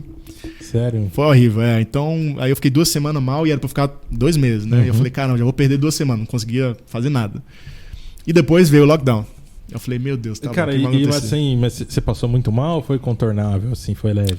A primeira vez que eu acho que a primeira vez eu não fiz teste naquela época, porque eu fiquei com medo porque naquela época eles estavam isolando as pessoas. Não, mas eles estavam isolando as pessoas. Vou fazer teste não, vai que eu tenho, eu vou ter que ficar isolado. Não, mas isolado lá, assim, isolado não na casa. Queria ficar isolado num lugar específico. Eu falei, cara, imagina, no outro país, isolado, nem sei aonde, né? Eu falei, não vou fazer isso não. Então eu sofri lá, fiquei no meu cantinho, mas beleza. Mas ninguém mais ficou doente naquela época. Mas a segunda vez que eu peguei foi pesado, mas depois eu entro nesse assunto. Mas, enfim, então eu cheguei, eu passei mal, fiquei 2 semanas, aí veio o lockdown, aí tudo fechou, era pra eu fazer uma outra viagem pra África do Sul, outra viagem pra Angola junto com esse amigo meu. E do nada, acabou, né, fechou tudo. Todo mundo morrendo de medo e tal, então era pra eu ficar 2 meses, era pra eu voltar final de maio. Deixa eu ver aqui, morte aí, pô. Não, final de abril. Ele conta em inglês. Tem que contar, vixe. Deve estar uma tortura pra ele aqui. Tem que realmente treinar a mente assim. Mas eu vou começar a soltar o inglês aos poucos aqui pra você. Você quer ver que é legal? Quando ele vai contar dinheiro, dinheiro dele, da carteira dele, ele conta em inglês. Não é? Verdade. Numeração é verdade. Isso é verdade. Boa observação. Depois você me conta aí por quê. Né? Vamos entrar nesse assunto depois. Do lado mais de coach, né? Mas, enfim, aí... Resumindo, era pra ficar 2 meses, fiquei 10 meses, né? Então resumindo, foi isso, né? Eu fiquei preso lá por quê? E na cidade que você tava lockdown, é lockdown mesmo? Fechou tudo ou não? Lá... Ou tava essa zona que nem tá no Brasil? Fecha tudo, meu povo vai tudo pra rua. Não, lockdown era lockdown, inclusive na África do Sul tinha tanques no meio da rua, né? Mandando... Isso quando eu falo, não talvez na cidade principal, mas aos redores teve militares na rua. Namíbia teve casos que eles espancaram pessoas que estavam fora e tal, mas não era... Caraca. Mas isso é mais, estou falando, regiões ao redor, não na cidade, isso não ia acontecer na capital, estava na capital. Mas, enfim, o lockdown foi pesado e a coisa que a gente sofreu mais foi que durante 4 meses ou 5 meses era proibida a venda de álcool lá. Meu amigo, complicado, ficar trancado cara. E sóbrio não dá, essa combinação não... Cara, a gente ficou... Qualquer coisa que, né, champanhe azul, tudo que tá vendendo, aí o povo, qualquer coisa, né, tomava, parecia que era mel. No então posto lá não tem etanol, né? Só vende gasolina e diesel. Vixe, etanol. Se tivesse etanol, os caras iam estar comprando etanol pra tomar em casa. Mas teve pessoas que fizeram vodka. Teve um casal que tava fazendo vodka e morreram. Porque eles não sabiam o ingrediente direto, tomaram vodka e morreram. Então, o negócio foi tenso, cara. Morreram feliz, por exemplo. Cara, a primeira vez quando liberaram o álcool, acho que foi depois de 4 meses. Então o lockdown tinha tudo isso, fechado. Não vendia álcool em nenhum lugar, restaurante. Então você entrava no supermercado, tinha uma área lá toda isolada, você viu o álcool lá pela janela, não podia pegar. Aqui em Brasília restringiu, você podia comprar até as 8 da noite. Teve ninguém que já ficou maluco podendo comprar só até as 8, imagina. Eu moro num prédio em frente ao mercado, né? Então da janela da cozinha eu vejo a entrada do mercado. Cara, dava 10 para as 8 e só vi os passinhos. O povo os caras correndo, né? Porque depois das 8 não vendia mais. Né? Cara. Os caras indo com caixinha de cerveja. Imagina isso, cara. 4 mil, meu Deus. E também na África do Sul era pior, era álcool e cigarro. Nossa. Então tinha história de pessoas que... ficar doido mesmo. E eu não sei, assim, realmente começou a ficar... Virou um caos, né? Porque pessoas... Aí tinha pessoas que nos vilarejos eles atravessavam um rio nadando pra ir pra outro lugar que vendia cigarro. Então teve casos assim, bem doido. Então, bem doido. Mas e o que aconteceu? Aí, o primeiro dia quando eles liberaram a cerveja, as pessoas lá na Namíbia derrubaram um caminhão lá de cerveja. Começaram... que é pra beber, Vixe, cara, derrubaram o caminhão, fizeram... Não que seja tão perigoso, mas fizeram. Isso, aconteceu isso. Então, assim, mas a experiência lá foi fantástica, eu fiquei com amigos lá. Namíbia é um país muito lindo, né? Então a estrutura lá... você tem muitas pessoas descendentes de alemão, de holandês e britânicos. Então as estruturas lá é fantástica. Igual eu falei, eu não sei os dados agora, mas em algum momento era o 2º país mais limpo do mundo. Então você não vai ver um buraco na rua, você não vai ver lixo no chão. Né? E lá você realmente paga e você tem coisa de qualidade. Porque o Brasil, às vezes você paga caro e não tem algo de qualidade. Então lá você paga tudo 2 vezes. Paga tudo 2 vezes também. Isso, tudo. Então, até isso, carros, o povo ficava chocado aqui com os valores do carro que a gente tem. Que aqui um carro popular aqui, você compra um BMW lá. Então, a maioria das pessoas anda assim. A gente já sabe, né? Que muda fazer um podcast. Da Namíbia, direto. Aí o Lucas vai dar entrevista em inglês, né? Né, Lucas? Voltar com o meu professor. Vai ser interessante. Hello, guys. The book is on the table. Mas você fala inglês, ô Jota? Você fala um pouco? Não, bem pouco. Entendi. Digamos que a base do intermediário. Mas tá bom então. Ok. Não, mas seria interessante vocês fazerem um dia aqui um podcast com legendas, né? Fazer em inglês com legenda em português. Vamos fazer. Bora. Entrevistar algum gringo aí. Vai ser bacana. A gente começa com você de novo depois. Beleza, tá bom. Marca de novo pra treinar nós, pra gravar o outro, né? Mas só pra concluir essa parte, assim, Namíbia eu recomendo muito. Entrando em outro assunto aqui, muitas pessoas tinham essa ideia, às vezes quer fazer um intercâmbio. As primeiras 2 opções é Estados Unidos ou Inglaterra. Sempre é isso. Hoje existe um mundo muito assim, tem muitas opções, Nova Zelândia, Austrália, Canadá. África do Sul hoje em dia cresceu bastante para a área de intercâmbio. A África do Sul é como se fosse um país de primeiro mundo dentro do continente africano. É fantástico lá. Então, assim, eu recomendo muito. Quem quiser viajar, Namíbia, quem quiser ver coisas assim de natureza, você consegue acampar no meio do deserto. Poxa, que legal. Tem parte lá que é deserto. É muito quente Quentinho. e muito frio, cara. Então lá é um deserto. grande. Então, cara, eu nunca passei tanto frio na minha vida. Eu nem lembrava, talvez, quando eu morava lá, mas em determinadas épocas do ano ou não? Determinada época. Cai, assim. Não, assim, eu não lembro exatamente os meses, mas eu acho que eu senti. Teve uma noite que fez menos 6 graus na Namíbia.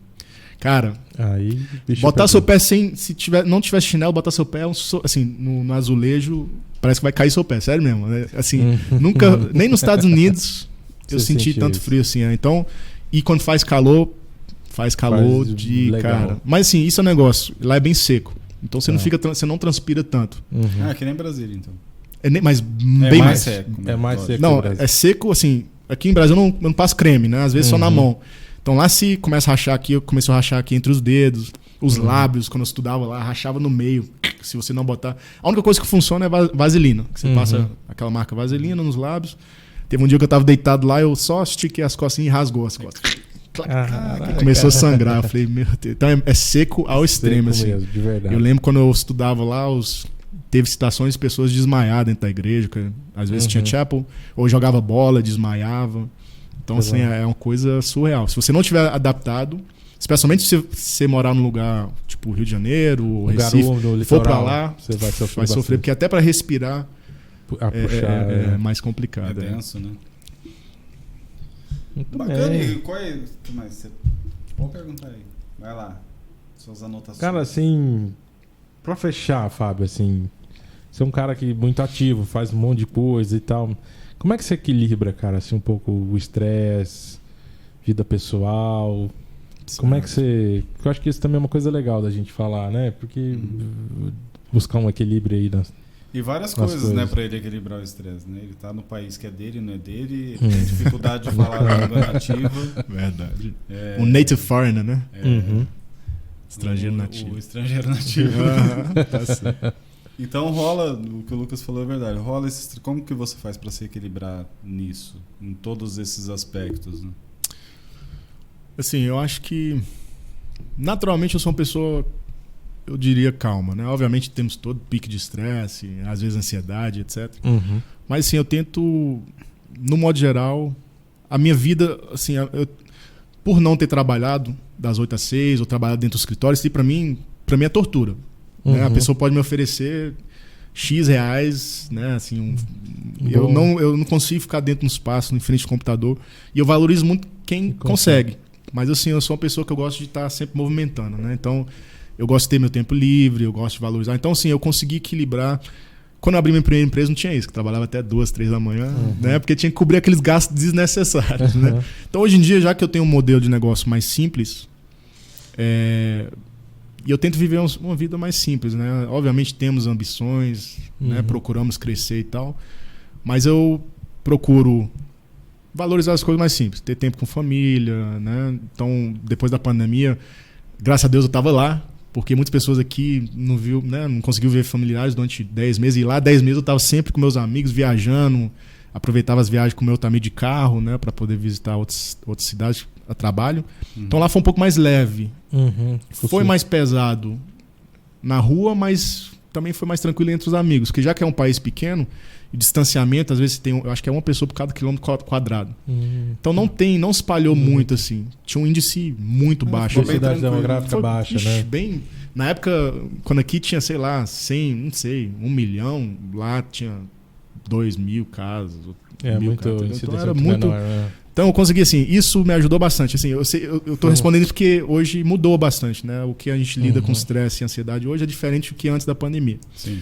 Então isso é uma coisa, assim, eu tento manter a cabeça mais tranquila. E, em modo geral, eu sou uma pessoa mais tranquila. Mas o legal é fazer as coisas que você gosta, né? Porque agora, o que aconteceu agora aqui, eu entendo. Porque muitas pessoas, às vezes, a pandemia veio e você fica desesperado, você vai aceitar qualquer coisa. Às vezes, muitas pessoas perderam emprego, muitas pessoas perderam o negócio e qualquer coisa que vier, que eles não aceitariam antes da pandemia, aceitavam porque tem que pagar suas contas, né? Mas sim, o que eu quero dizer é que se você tem a escolha de fazer o que quer, tenta focar numa coisa. E não é aquele negócio de fazer o que você ama, que às vezes que você ama não faz dinheiro, né? Essa é a realidade, é essa. Às vezes que você ama fazer algo, mas não vai te trazer faturamento. Mas tenta equilibrar o seu tempo e é praticamente assim, é isso. Eu tô mais próximo da minha família também, né? Que meu pai faleceu no final de 2019. Então hoje eu tenho bastante contato com minha mãe, que está com 71 anos. Minha irmã também mora nos Estados Unidos, ela está passando um tempo aqui. Então eu estou tentando valorizar bastante esse tempo. Então eu fiz uma viagem semana passada, foi eu, minha mãe e minha irmã. Então a gente está tendo esse contato bacana. né? Tem pessoas que você gosta, né? Então eu tento passar bastante tempo com minha namorada também. Então é isso, assim, importante. Assim, eu não tô tendo tanto contato com meus amigos. Mas assim, eu vou falar a verdade pra você. Eu sou uma pessoa eu sou um... Como é que você fala? Introvert, extrovert, né? Eu sou uma pessoa introvertida, mas extrovertida ao mesmo tempo. Mas eu sou bem introvertido. Eu gosto do meu espaço. Eu tento... Reservado, chama. Reservado. Bacana. Vai reservado? Mas o introvert extrovert seria o reservado também? O introspectivo vai o introspectivo vai pro lado do reserva. Eu mantenho uma distância do outro, apesar de eu ser extrovertido quando eu tô com o outro. Mas eu prefiro ficar comigo mesmo, tranquilinho no meu canto. Então, reservado. Então sou bem reservado. Não falo tanto de mim, não fico tanto no oba-oba, eu me reservo a algumas pessoas. Mas faz sentido. É bem isso mesmo. Apesar de ser extrovertido, às vezes nas relações interpessoais... a hora que eu estou me relacionando, eu sou extrovertido, mas eu tenho o meu espaço. Tá. Porque isso me ajudou bastante na pandemia. Porque muitas pessoas, quem é muito extrovertido, sofreu demais. E para mim foi... Assim, eu sei que a pandemia é muito ruim e tal, mas foi muito... Assim, eu consegui... Extrair algo disso. Então, dar aula... Assim, outra coisa também entrando aí, porque eu sempre valorizava muito a aula externa. Então, às vezes, meus alunos, antes da pandemia, eles falavam, não, Fábio, eu vou viajar, vamos fazer uma aula online. Não, espera, quando você voltar... eu vou até você. Que é bobagem, né? Porque aí eu tenho que deslocar, que é um monte de jardim botânico, aí às vezes gastava meia hora para chegar na aula, dava uma aula de 1 hora e meia hora para voltar. Então eu gastava 2 horas para poder dar uma aula de 1 hora. Então eu tinha muito isso na minha cabeça, do online não ser a mesma coisa do pessoal. E eu adorei. Que eu comecei quando eu estava na Namíbia, uma forma interessante, voltando ao que a gente tinha comentado, uma forma de pagar as contas lá, etc. Foi isso. Eu consegui pegar algumas aulas no Brasil, de alunos aqui, e eu recebi o dinheiro aqui em reais, e meu amigo lá estava fazendo alguns investimentos aqui em reais, e ele me passava em Namibian Dollars lá. Então isso foi o que eu consegui. Até interessante depois entrar naquele assunto, né, de quem estiver fora, como você consegue se manter, e essas dicas eu acho que seria interessante. Mas então praticamente foi isso. Aí eu adorei. Hoje em dia eu não consigo mais dar aula pessoal, porque é ótimo, né? Você valoriza o seu tempo. E assim, eu não vi que teve uma queda de rendimento. Você achou assim, que deu para render as aulas? Tranquilo. Aí a gente entra naquele negócio assim, ó, que nós comentamos. Quando a gente não tem escolhas, a gente vai lá e a gente resolve. Ativa o modo criatividade, soluções criativas e consegue dar o jeito. Então você só foi pro online quando não teve jeito. Na força, na marra mesmo. Né?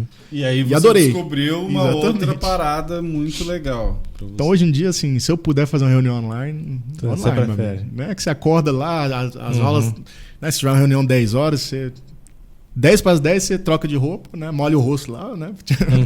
E faz a reunião tranquilo. Então, praticamente foi isso. Então, tranquilo. Eu acho que eu até esqueci a pergunta antes. Aí minha memória, às vezes... Não, acho que foi essa, né? Foi respondida. Bacana. Mas entrando nesse assunto também, se quiser fazer a pergunta, mas aquilo de pessoas que estão lá fora, como é que eles conseguem... Como é que funciona isso, cara? Você está falando de dinheiro, né? Como é que o cara ele tem dinheiro aqui, como é que ele usa lá, como é que foi o seu esquema? Bacana. Porque quando eu tive muita sorte, né? Eu vou falar a verdade. Porque lá, já que eu já morei lá, tinha meus amigos, então eu não paguei hospedagem. Assim, a gente dividia as despesas em geral, né? Assim, mais comida mesmo.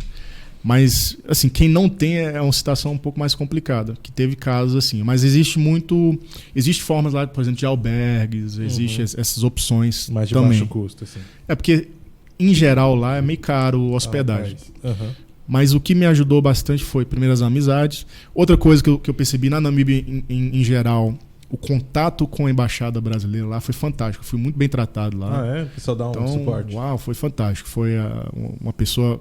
Sempre me ligava, Fábio, você está bem? Você conseguiu voltar? Por que eu fiquei lá tanto tempo?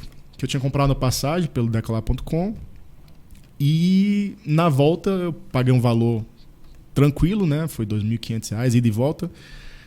Mas não estava abrindo essa viagem para voltar. Não tinha essa opção de remarcar a minha passagem. E eu fiquei esperando. Aí passou 1 mês, passou 2, passou 4. Tudo fechado. Até chegar, cara, e eles não davam essa opção pra mim. Foi ter que morar complicado. aqui agora. E eu não queria pagar uma outra passagem. Mas, como que eu voltei? Tive que pagar uma passagem de R$5.000, que foi o dobro que eu só pra pagar voltar. outro só pra voltar. Paguei E o dobro pra perdeu voltar. aquela, não? Ou você tá lutando ainda? Tô lutando, cara. É uma dor de cabeça, que são milhares de casos, né? Então, assim, realmente. Mas eu não queria, porque assim, R$5.000 fazia praticamente no meio da pandemia. R$5.000, entendeu? Pra poder voltar. E lá não tem esse negócio de parcelamento. Não existe muito esse negócio de. São poucas, assim, aqui a gente parcela em 10 vezes, 12 vezes, não tem essa realidade lá. Mas eu fui muito bem recebido pela embaixada, sempre me instruindo, falou, Fábio, se isso é um caso para quem por acaso estiver, né, preso fora, às vezes a embaixada, eu não sei como é que funciona exatamente, mas se eu não me engano é o Itamaraty, eles têm uma verba, que não foi no meu caso, porque você tem que declarar que não tem condições, se está realmente em situações, já que eu estava em casa de amigos, eles não vão, né? E eu não posso mentir mas também. de repente um cara que estava lá no hotel, daí acabou o recurso, ele ficou travado. Aí ele recorre Tem, recorre. Não que você vai ser aceito, mas tem alguma verba que eles vão ajudar. Só que aí eu acho que eles não dão. Acho que eles vão dar, depois eles conseguem parcelar, te dar mais oportunidade de pagar de volta. É meio que te empresta. Isso. Mas eu não sei de alguma forma. Deve ser sem juros. Meu amiguinho, não morre aqui não. Vai lá, depois você me paga. Depois me Então, assim, mas a embaixada da Namíbia, a embaixada brasileira na Namíbia é bem pequena, mas o contato que eu tive lá foi fantástico. Então, eu procuro, a minha dica seria, quem estiver fora, procura a embaixada, porque a gente pensa que não, mas para acontecer alguma coisa de um estrangeiro lá fora, isso causa muito problema para a embaixada. Então, eles vão procurar, eles vão tentar... morrer um brasileiro lá fora é um escândalo, né? Então, eles vão procurar, assim, alguém morreu de fome ou está morando na rua, isso causa uma repercussão muito negativa para a imprensa brasileira. Então eles vão tentar sempre te auxiliar. Então isso é uma dica. Procura a embaixada. Porque isso até hoje tem pessoas presas em alguns lugares. Isso é fato. Tem pessoas presas em outros. E às vezes na Europa, onde a euro é tudo mais caro. Então praticamente é isso. Na Europa é um lugar legal para você ficar preso hoje, né? Em euro, tudo vale. Esse é um negócio que 7 vezes mais do que o real. Mas o negócio é você pagar, né? Não, então. Ah, tá bom. Ok. Você ficar lá gastando da tua grana. E os Estados Unidos também, é complicado. E hoje você pretende o quê? Você é um cidadão do mundo hoje? Você pretende empreender fora do país, tal? Ou você pretende vir mais para cá, ficar mais aqui, se consolidar mais ainda no Brasil? O que você pensa sobre isso? Nós já descobrimos que você gosta de negociação e vendas. Praticamente. A aula de inglês é só para sobreviver. Hoje em dia, sim. Mas me ajudou demais. Abriu portas há 17 anos. Eu sou muito grato a inglês. Te deu experiência de relacionamento, te deu enfrentamento da timidez. O inglês foi a sua base de tudo, né? Porta de entrada para grandes amizades, igual o Lucas, né? Então eu virei amigo de muitos meus alunos. Por ser grupos pequenos. Isso que é o legal também, antes de responder sua pergunta. Esses grupos pequenos, você cria um relacionamento muito bom. Diferente, né? Onde a pessoa tem a vontade, ela se abre mais. E quando ela se abre mais... Porque é difícil, um grupo de 20 pessoas, ele não quer expor sua vida, né? Então isso foi bem legal. E é até interessante que muitos alunos falam, Fábio, você é meu psicólogo. Que contava tudo, sobre casamento, sobre a esposa, o marido. Mas foi bom, porque eu sempre conseguia, né, trazer essa realidade onde traz conforto, a pessoa fica confiante. E aí que desenrola. Por isso que a gente fala muito bem quando a gente está bebendo, né? O povo fala. Quando você está bebendo, você pensa, você fala... Deixa eu pegar uma tequila ali, então. Mas, então voltando. Tá bom. O que eu gostaria de fazer hoje, ou como eu me vejo hoje, assim...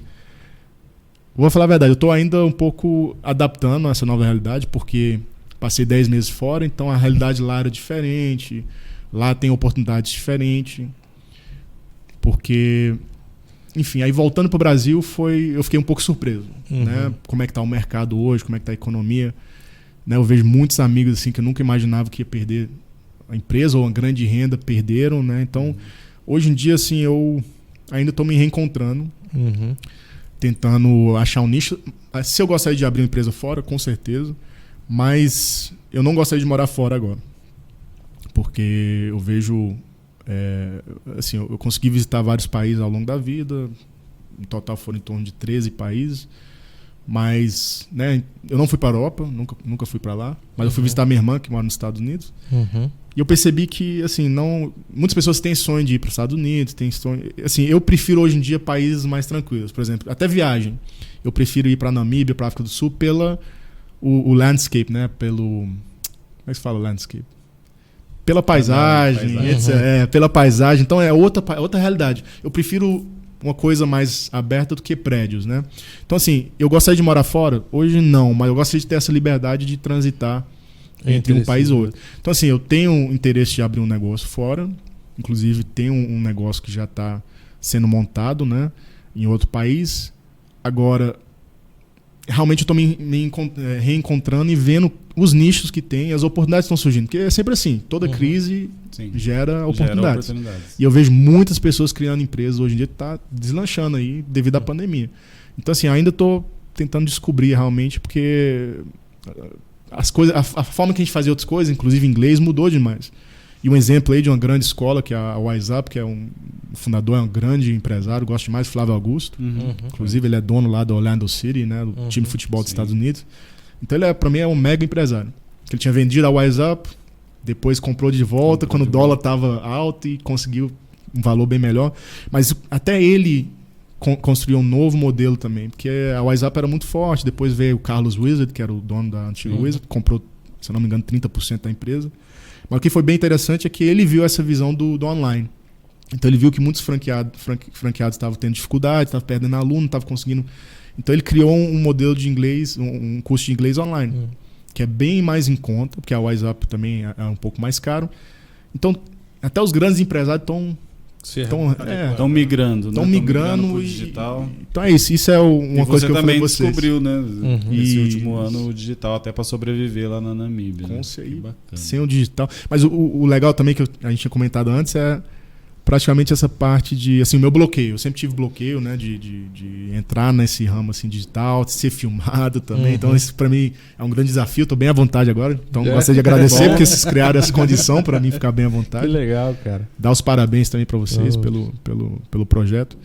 Mas praticamente assim, hoje eu já vi que eu consigo, né? Através desse podcast hoje eu falei, cara, legal, posso fazer isso daqui. Então, aí, são coisas, né? A gente vai arriscando, né? Eu tava um pouco, né, nervoso e tal, mas eu vi que isso é uma coisa que talvez eu filmar, dar dicas e tal. Então eu realmente estou me reencontrando. Tem alguns projetos já, que eu estou montando também.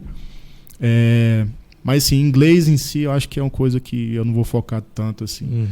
Manter, talvez tenham poucos alunos, né? Porque os alunos que a gente tem, a gente cria um relacionamento muito legal, bom, né? Temos alguns alunos do Sebrae, eu tenho um excelente contato com os alunos lá, então eu gosto disso também, de ajudar as pessoas. O inglês é algo que abre portas para muitas pessoas.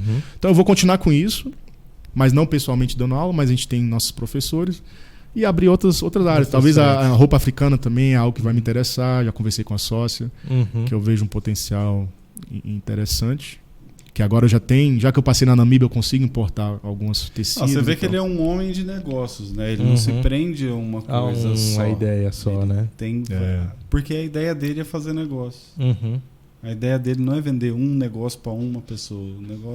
A ideia dele é fazer negócio, pelo que eu entendi. Está aberto a outras oportunidades, a outros conceitos, outros produtos. Porque o negócio dele é relacionamento. Isso. Perfeito. Matou a charada aí, é isso. Tá vendo que legal? E empreendedorismo abre muito, assim, oferece isso do relacionamento. E hoje em dia, o relacionamento para mim não precisa ser só físico. Pode ser ligação, online, pode ser online. Esse contato eu acho muito interessante. E de querer ajudar as pessoas também, porque o inglês, querendo ou não, é isso. É você abrir portas. E eu ficava muito feliz quando o aluno viajava e falava, cara, Fábio, né, realmente essas aulas ajudaram, ou eu consegui ser promovido. Então isso traz muita satisfação para mim. É uma coisa que eu gosto bastante. Então talvez por isso que eu não gosto muito de trabalhar, porque eu tô lá fechado, né? Você não tem contato com pessoas. Então eu gosto disso, de estar aqui assim conversando com as pessoas. Isso me traz bastante prazer e satisfação. Que legal. Viu? Estejam sempre abertos, como o Fábio, a novos conhecimentos, a novos empreendimentos, né? Vamos dizer assim. Mesmo sendo, como é que eu falei? Um estrangeiro nativo. Isso. Fábio é um estrangeiro nativo aqui no Brasil. Aprendeu a viver no Brasil. Sempre aberto a novas oportunidades. Aprendeu como montar uma empresa. num papel, aí ele descobriu que na prática era uma outra coisa, então é legal nós prestarmos atenção nisso e buscar mais informações antes de fazer um monte de investimento que não vai ter retorno. Verdade. E sempre aberto a oportunidades. Fábio, por que valeu a pena você ter vindo aqui hoje? Primeiramente, assim, foi um desafio, foi um bloqueio que eu consegui. Isso, assim, pessoalmente foi um bloqueio que eu venci. Legal, cara. Assim, isso foi um bloqueio que eu venci. Que até eu vou comentar aqui que o Lucas, ele até falou que estava com esse projeto antes e eu não comentei nada, para ele não falar, Fábio, você veio mesmo. Mas ele ontem... veio pro meu lado. Legal aí, ó. Mas eu fiquei, eu pensei, não vou nem comentar para ele esquecer. Eu falei, o Lucas vai esquecer. Nem contato visual com ele, não quero nem olhar para ele, que pra ele não. Eu senti, porque ele é um cara assim, muito caloroso, a gente sempre trocou ideias. E ele, a opinião dele, pra mim é importante, é um cara que eu considero e tal. E ele mandou uma resposta super sequinha assim, ó. Cara, parabéns, muito legal. Seca e evasiva, né? Eu falei, bicho, ele deve estar ocupado, alguma parada, não sei o que rolou. Só faltou ele escrever embaixo, me inclua fora dessa. Cara, mas eu pensei, eu falei, se o Lucas perguntar, como que eu vou responder? Porque quando eu contei, eu já falei que tinha interesse de conversar contigo. Eu, cara, meu Deus do céu. Então valeu assim, valeu muito a pena. Primeiramente, pessoalmente, por vencer esse bloqueio, que eu vi que é agradável, é bem tranquilo, né? Então vocês apoiaram bastante, Jota, antes, né? Falou, não, Fábio. Então, se for, assim, teve bastante apoio. Acho que a forma tranquila de vocês também fazer a entrevista. São coisas também, é mais um bate-papo e vai ajudar outras pessoas, né? Eu acho que cada convidado que vai vir aqui vai poder agregar valor para várias pessoas. Então, me senti muito confortável. Isso é muito importante. Você está num ambiente confortável, né? Já conhecer também o Lucas também, mas o Jota conheci hoje, mas eu vi que é uma pessoa bem receptiva também. Então, muito obrigado. Valeu. Então, para mim, valeu muito a pena, assim. Valeu a pena pelo conhecimento também, essa troca de ideia. Por até uma forma de eu poder acompanhar também o podcast com outros convidados que vai, né, já que eu já tô aqui, eu vou falar, tá bom, como que vai ser os outros, né? Qual vai ser as perguntas e tal. Então valeu muito a pena, assim, eu voltaria novamente, né, se for convidar, assim, se em algum momento for, né, de fazer, pô, o inglês lá. Vamos fazer em inglês.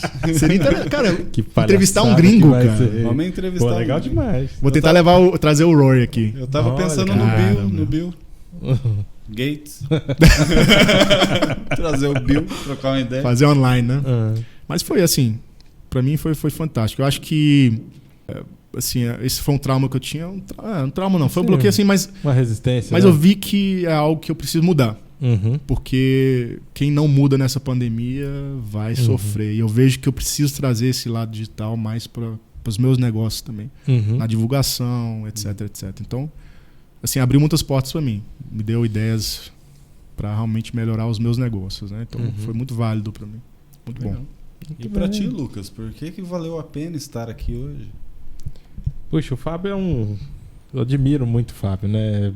E eu acho que a proposta desse trabalho aqui é mesmo compartilhar, aprender. E eu sempre admirei muito o Fábio, né? Pela essa desenvoltura dele, da venda, como ele é um imã de gente, cara. Onde ele vai, os alunos vão atrás, ele pode estar na Namíbia, não, onde ele estiver, a galera gosta dele. Então, poder estar contigo de novo, e agora de uma maneira diferente, né? Poder entender a sua história, como é que você chegou, como é que você formou esse cara que eu gosto e tal, que eu admiro. Super legal. E eu tô muito grato também, cara, por você ter aceito o convite de estar aqui. Acho que essa resistência com as câmeras não é só sua. Eu e o Jota, acho que eu posso falar um pouco por ele. Ele é um pouco mais solto, mas a gente sempre olhou um pouco esse mercado, né, online, né? Tanta gente aí se colocando como guru, como solucionador de tudo, vendendo mágica, X passos para o sucesso. E a gente, pelo menos assim, nos vendo fora disso, né? E a gente falou, pô, também se a gente não faz nada, né? A gente está também abrindo o mercado para um monte de coisa também medíocre e tal, não que a gente seja esse supra-sumo, não é isso. E aí a gente encontrou aqui, nessa forma da conversa, uma maneira de talvez atender os nossos propósitos, né? De compartilhar conhecimento, de continuar contribuindo, mas de uma maneira leve, bacana, né? Suave. Acho que é isso. Um bate-papo. Muito bom. Não, mas muito obrigado, Lucas. Obrigado, eu que agradeço, cara. E para mim valeu a pena também, porque é uma pessoa adorável. E vimos mais uma vez a importância das relações, né, dos relacionamentos, do famoso network. Né? E saber lidar com isso, saber fazer o network, saber fazer o relacionamento. E você mostrou isso nas suas histórias. Sim. Então, para mim, valeu a pena por ouvir a sua história, que é muito legal. Eu adoro ouvir história. Eu acho que é até por isso que eu trabalho com o que eu trabalho. Trabalho com gente. E bater papos descontraídos assim para ajudar as pessoas a terem insights também, né?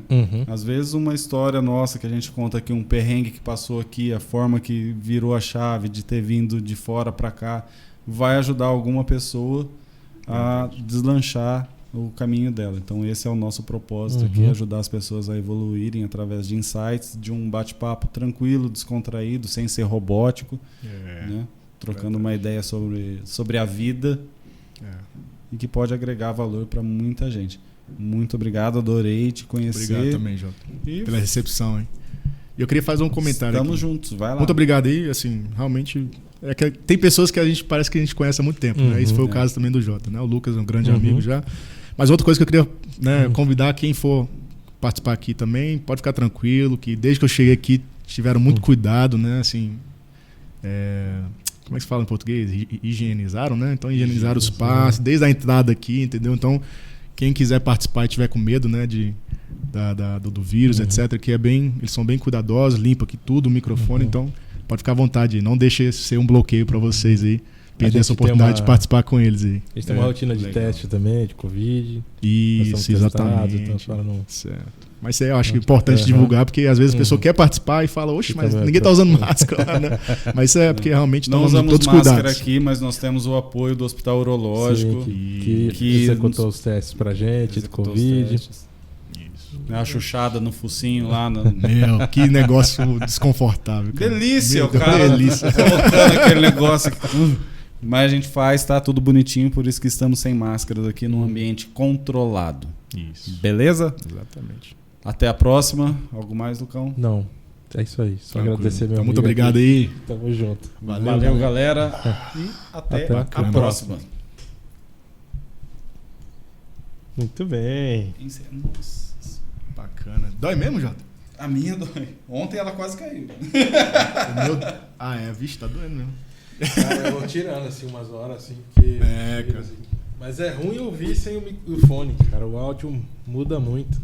Muda o áudio e muda a forma de você falar, né? Sem o microfone você acaba falando... Sem o fone você acaba falando mais.